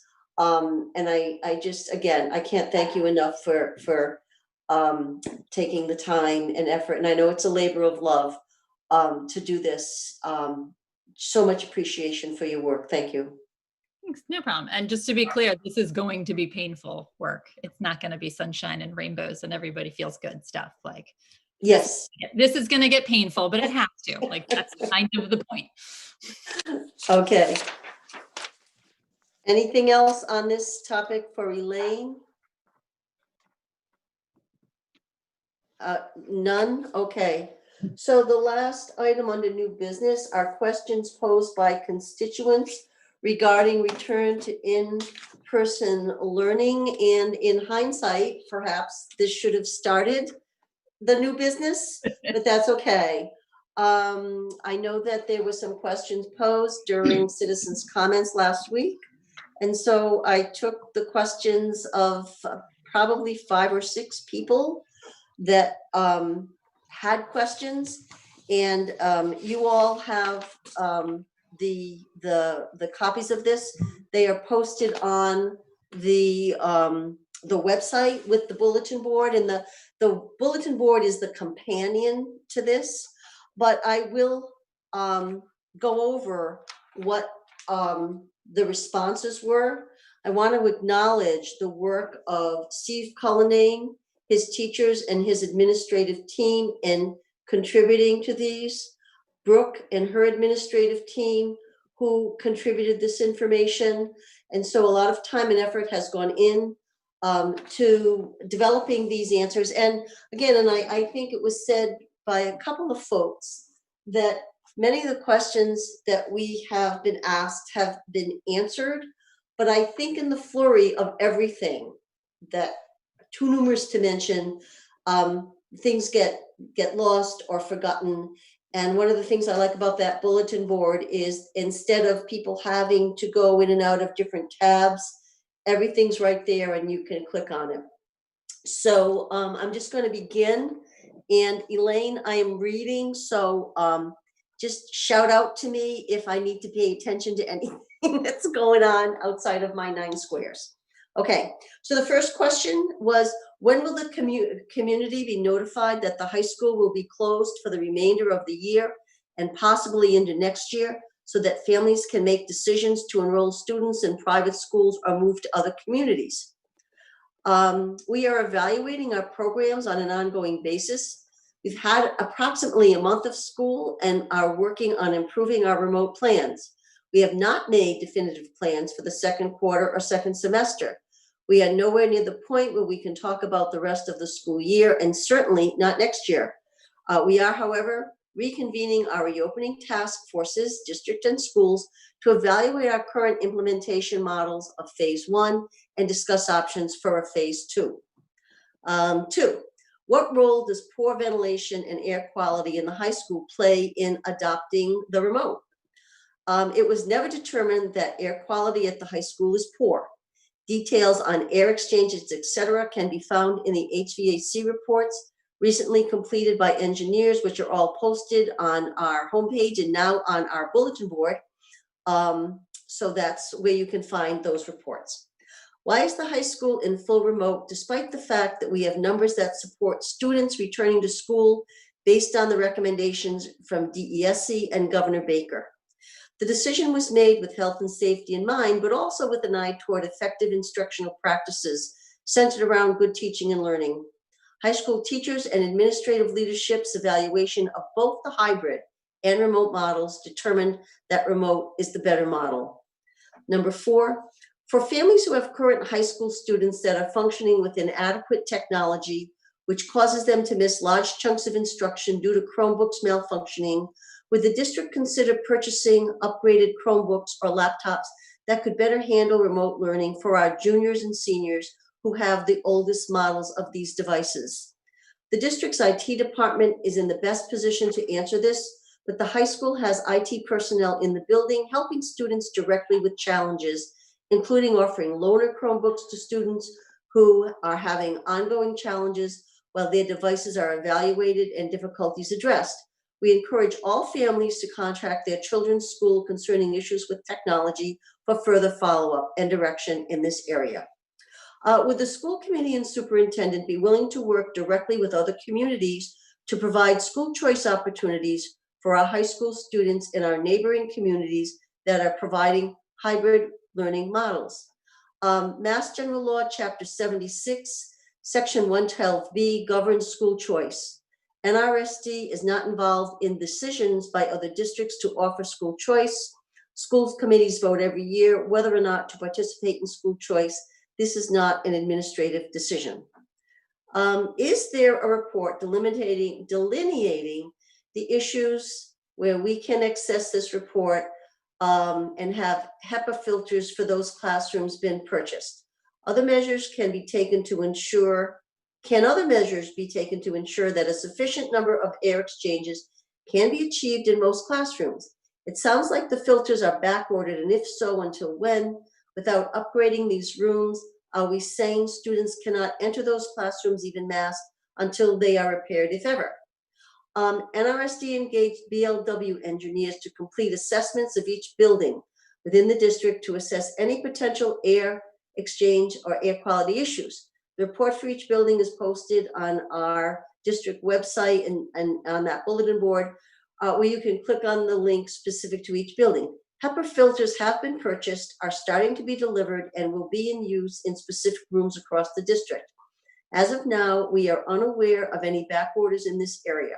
Some rooms at the high school may not be used during the time of the pandemic because they do not meet the standards for optimum air exchange. MOU/live streaming. Why can we not eliminate this position from the MOU like many area schools and districts? This would enable live streaming cohort A, while cohort B learns remotely in a hybrid model. If Fitchburg and Lexington are allowing it, why can't Neshoba? How can the school committee or community make this happen? An MOU or any component of contract negotiations occurs between the school committee and union officials. Each community contracts separately with their unions. Each union surveys its members and decides on its own sets of priorities, which will vary between communities.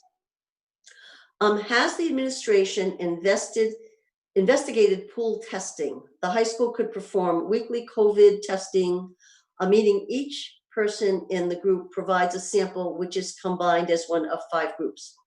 The administration has discussed this and have consulted medical professionals on this topic. At this point in time, we are not planning on doing any localized COVID testing. However, it will remain a topic that we revisit. Number 9 is also a response to numbers 16 and 18. It is our understanding that there are no metrics or plans to return to school this year or anytime soon. What measures are other districts using? What metrics are recommended by the CDC, DESC, and the governor? It is important to distinguish that there are 2 competing interests that led to the decision for the high school to go to remote model.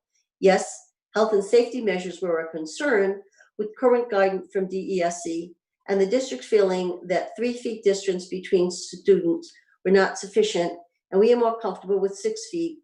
Having a full return to school was not feasible. When considering a hybrid model, another health and safety factor that presented a major challenge was the lack of ability to group students at the high school level in terms of pods or cohorts. We could group students, but would come at a very large cost of radically changing this year's program of studies. Honors, accelerated, and CP designations would be at risk, as well as the dissemination of our elective offerings. As well, from the lens of teaching and learning, the hybrid model presented challenges that we felt were insurmountable when compared to a remote model. If we were to go to a hybrid model, regardless of the model followed, we would have to make concessions to our academic program. It is not accurate to say that there are no metrics or plans to return to school this year or anytime soon. We are constantly reevaluating our model, both in terms of improving our remote model and thinking of other ways of bringing students in, whether that be for events or a hybrid full return model. We are capable of bringing students in a hybrid model, but based on our own collective thought process around any hybrid model, we are uncomfortable with the sacrifices we would have to make. We have also heard from other districts who are utilizing a hybrid model and believe that doing so here would have some problems and create others. 10 has to do with K-2 hybrid students. What is the plan for bringing these kids back to school? There is not a timeline for any such decision. The decision point would primarily need to be based on health data and then logistic considerations of space. Logistically, the district would need to consider the need to move from 6-foot distancing to 3. Classrooms may have upwards of 12 students per cohort, making actual totals of classroom at a maximum of 24 students. In early summer, when we reviewed space for full return, we had not yet removed enrollment of the Remote Learning Academy students. All K-2 classrooms have shifted enrollment due to those Remote Learning Academy students being removed and shifting one classroom teacher to cover the Remote Learning Academy classroom for that grade level. There are also further logistics of busing space, which would need to be addressed by D-bus, lunch recess specials, etc., would be problem solved at the local level. List the criteria for a partial return to in-person learning. The only reference to a criteria for a move to hybrid is a vague statement about awaiting changes to current regulations and a statement that, however, with current CDC and DESE regulations as they are, the limits and constraints are nearly impossible to navigate in our current building. Criteria would include such things as low trajectory numbers of COVID, the ability to implement a 3-foot distance rather than 6, and family, student, staff support to safely move into this distance, being able to ensure the correct number of air exchanges per classroom, depending upon the number of staff and students in the classroom, ability to disinfect classrooms between classes, etc. Things that are already in place in our elementary and middle school hybrid models would transfer to the high school model, including either no lunch hour on site, so partial in-person days or multiple short eating times. Any eating in the cafeteria would be at the 6 to 10-foot distance in desks, all facing the same direction, and arrival and dismissal processes would be staggered and very difficult as a result of busing issues, as linked to DESE guidance.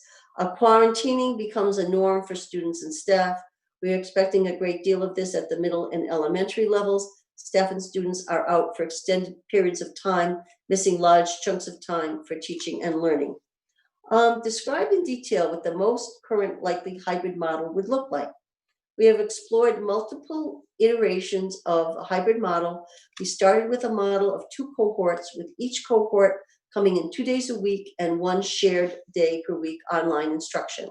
We have pulled some models from other schools, and while we'll still need to gather more feedback and collaborate, our latest iteration involves each cohort coming in 2 mornings per week with remote instruction for everybody in the afternoons and 1 day a week. Confirm your intention to return the high school to in-person, partial or fully learning if the criteria above are met within the 2021 school year. It has always been the goal of administration to have students return to the high school at some point in time within the current school year, depending on the COVID trajectory and the ability of the district to assure safety for both staff and students. I would like to understand the specific regulations you require change to enable a hybrid return. As I'm sure you are aware, CDC and DESE have a large body of regulations. If this statement about regulations is meant to imply the students can only return to in-person learning when all the current COVID-related CDC and DESE regulations are removed, this is something that the parents need to be informed about, as this will only occur with widespread vaccination. Current CDC guidance is that that a vaccine will not be widely available till Q3 2021, and there is significant risk around that date.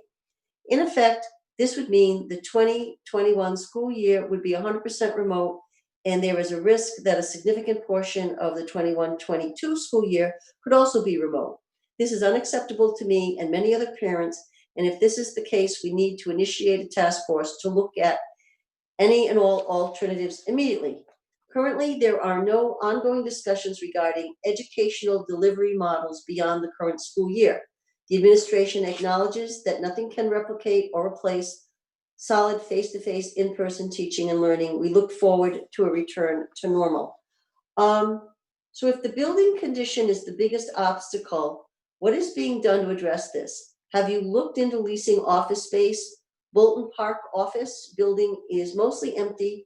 There are loads of unused office space in the area with newer ventilation. What about Atlantic Union College in Lancaster? The district has not looked into leasing office space. There are many issues associated with using buildings either privately owned or owned by the town. Such buildings are not under the control of the school district. They would have to be modified to support teaching. In addition to having to pay rent, there would be costs associated with moving, cleaning, outfitting it appropriately for IT and staffing. There is the potential for implications for the collective bargaining agreement, since it could be argued that this would be a change in working conditions. School would be held on other people's property. We would not have control over other people using these sites, and that has implications for safety and traffic. These spaces would have to meet the standards for air quality that we have assured in our school buildings. There would be issues of parity. Which students will attend school in the satellite buildings and which will be in the regular school? Is the school administration developing a plan for a return to in-person learning that addresses CDC and ASHRAE guidance? It appears that in-person learning of some sort is possible if certain measures are taken, including purchase and installation of HEPA filtration units in select classrooms and the implementation of the recommendations provided by BLW engineers. The district facilities department is researching HEPA filters and is working on purchasing and installation of those filters. Additionally, when the high school has students come back, we will be following the current guidelines offered by DESE and other relevant organizations at those times, including PPE protocols, social distancing recommendations, and other safety measures. Other than transmission numbers, which tell only part of the story, what factors will drive how we proceed in the current school year with regard to a potential future shift from one teaching and learning model to another? Everything that has been cited inside of this question is considered in our ongoing discussions, as well as busing, finances, measurement of all spaces, including classrooms and hallways, and their exchanges. What are the costs that will be incurred to support a return to a hybrid model at the high school? Costs will vary depending upon the type of hybrid plan that is adopted. There may need to be additional teachers hired, for example, or third-party vendors who will need to be paid, including appropriate supplies to support those students who remain in a full remote plan. We also anticipate higher bus contract costs as a result of the increased need for bus runs. Currently, the high school uses buses that would run generally 77 passengers, and now, because of the guidelines, could only carry 26 students per run. Is the district following the guidance of the state by generating and disseminating town district data to partially inform decisions? Yes, we currently monitor all statewide gathered data. We continue to track students and staff every day who have been tested, isolated, or quarantined. If a positive COVID case is identified, DESE will be notified by our nurse leader.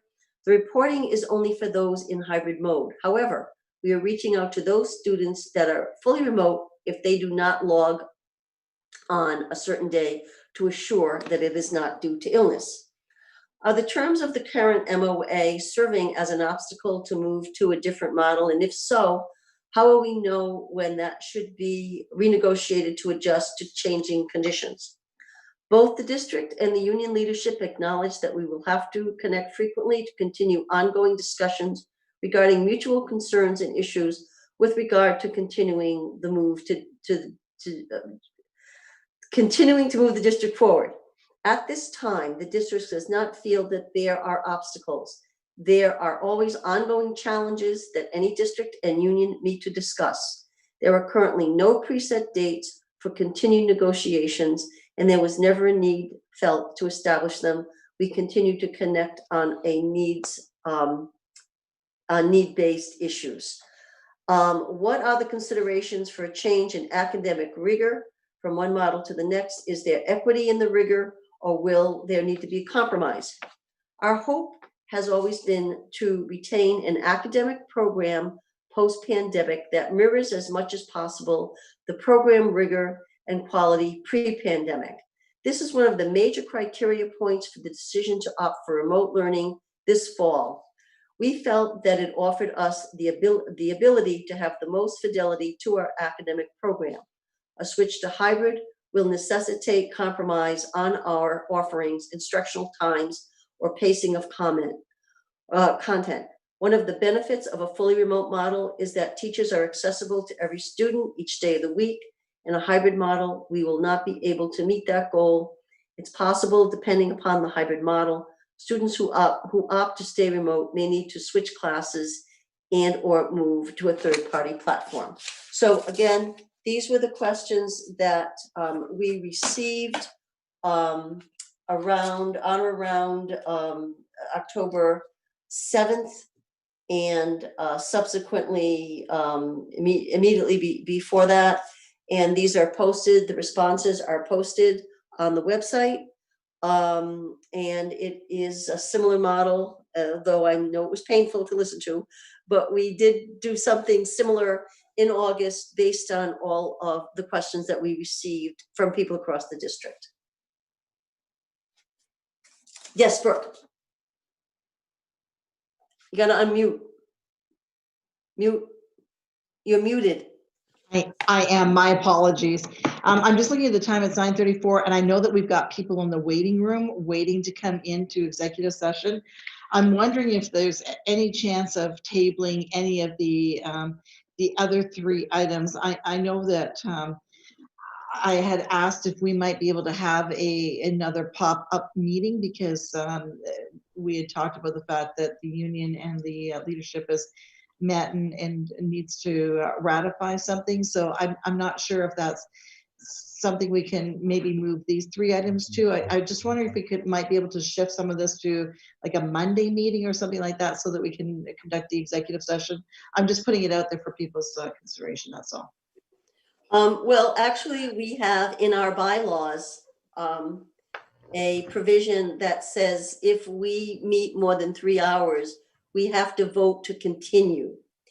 And so I want to get a sense from I have under the building committee report, because of information that you need from us, Brooke, that a proposal to meet Monday, October 26th at 6 p.m., 2-item agenda, the building committee, and then an executive session for you to share the work that you've been doing with the Teachers Association. So I'm open to whatever folks want to consider. Elaine, again, you're going to have to call on people. Elaine, so moved. What did you move?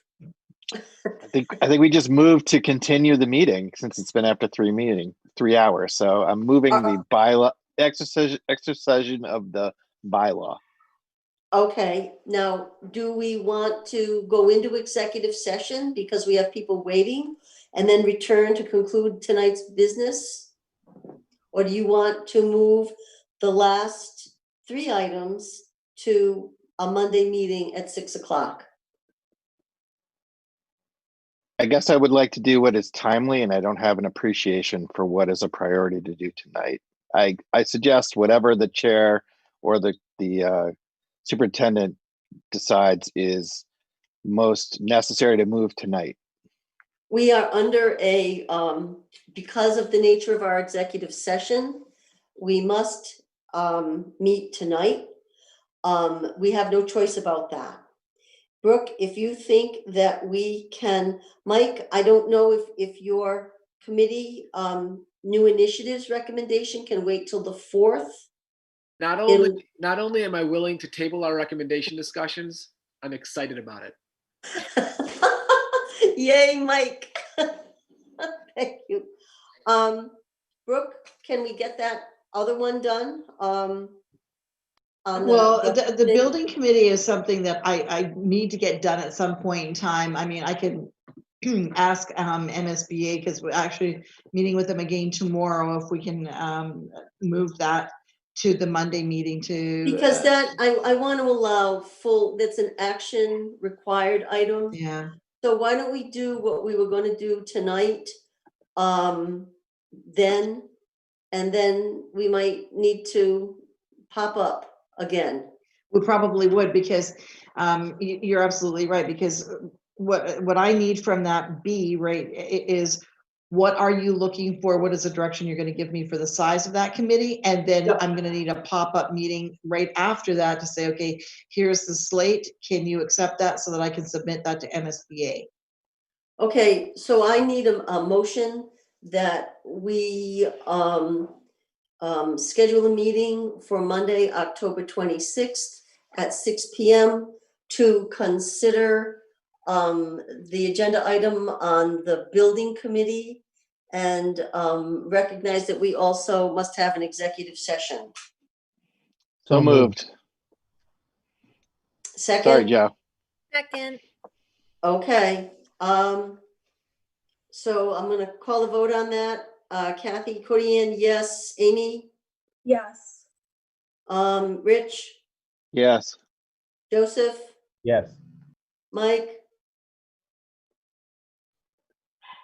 Sorry. Mike? Yes, was that Monday the 26th? Yeah, can you do that, Mike? Yes. Thank you. Mary? Yes. Sharon? Yes. Steve? Did we lose Steve? No, yes. Thank you. Elaine? Yes. Leah? Yes. Thank you. So I would ask that motion passes. We'll meet on the 26th. If Alita could post it, that would be great. And now, Elaine, would you make a motion relative to... Alita is raising her hand. Oh, I can't see. I don't have people on my screen. Yeah. Rich made a motion to continue the meeting past 9 o'clock, but nobody seconded that. Can somebody second that? Can somebody I'll second it. that? I'll second it, yeah. Thank you, Joe. To continue the meeting past 9 for the purposes of executive session? It's just in the bylaws that you have to take a motion to continue meeting period after 9. Okay. So we have a second. I'm going to call the roll again. Kathy, yes. Amy? Yes. Rich? Yes. Joseph? Yes. Mike? Yes. Mary? Yes. Sharon? Yes. Steve? Yes. Elaine? Yes. Leah? Sorry. Yes. Oh, that's okay. All right. Okay. So now, Elaine, would you read the motion relative to executive session? All right. I move to go into executive session at 9:40 p.m. pursuant to MGL Chapter 30A, Section 21A2, to conduct strategy sessions in preparation for negotiations with non-union personnel, or to conduct collective bargaining sessions or contract negotiations with non-union personnel. Unit A, grievance. Committee will adjourn an executive session to include Superintendent Clenchey, District Legal Counsel Mike Maccaro, and Human Resources Director Anne Marie Stoika. Committee will adjourn an executive session. Second? Second. Okay. Kathy, yes. Amy? Yes. Rich? Yes. Joseph? Yes. Mike? Yes. Mary? Yes. Sharon? Yes. Steve? Maybe. So yes. Yes. Elaine? Yes. And Leah? Yes. Okay. So those of you who are free to go are free. I don't think anybody's left.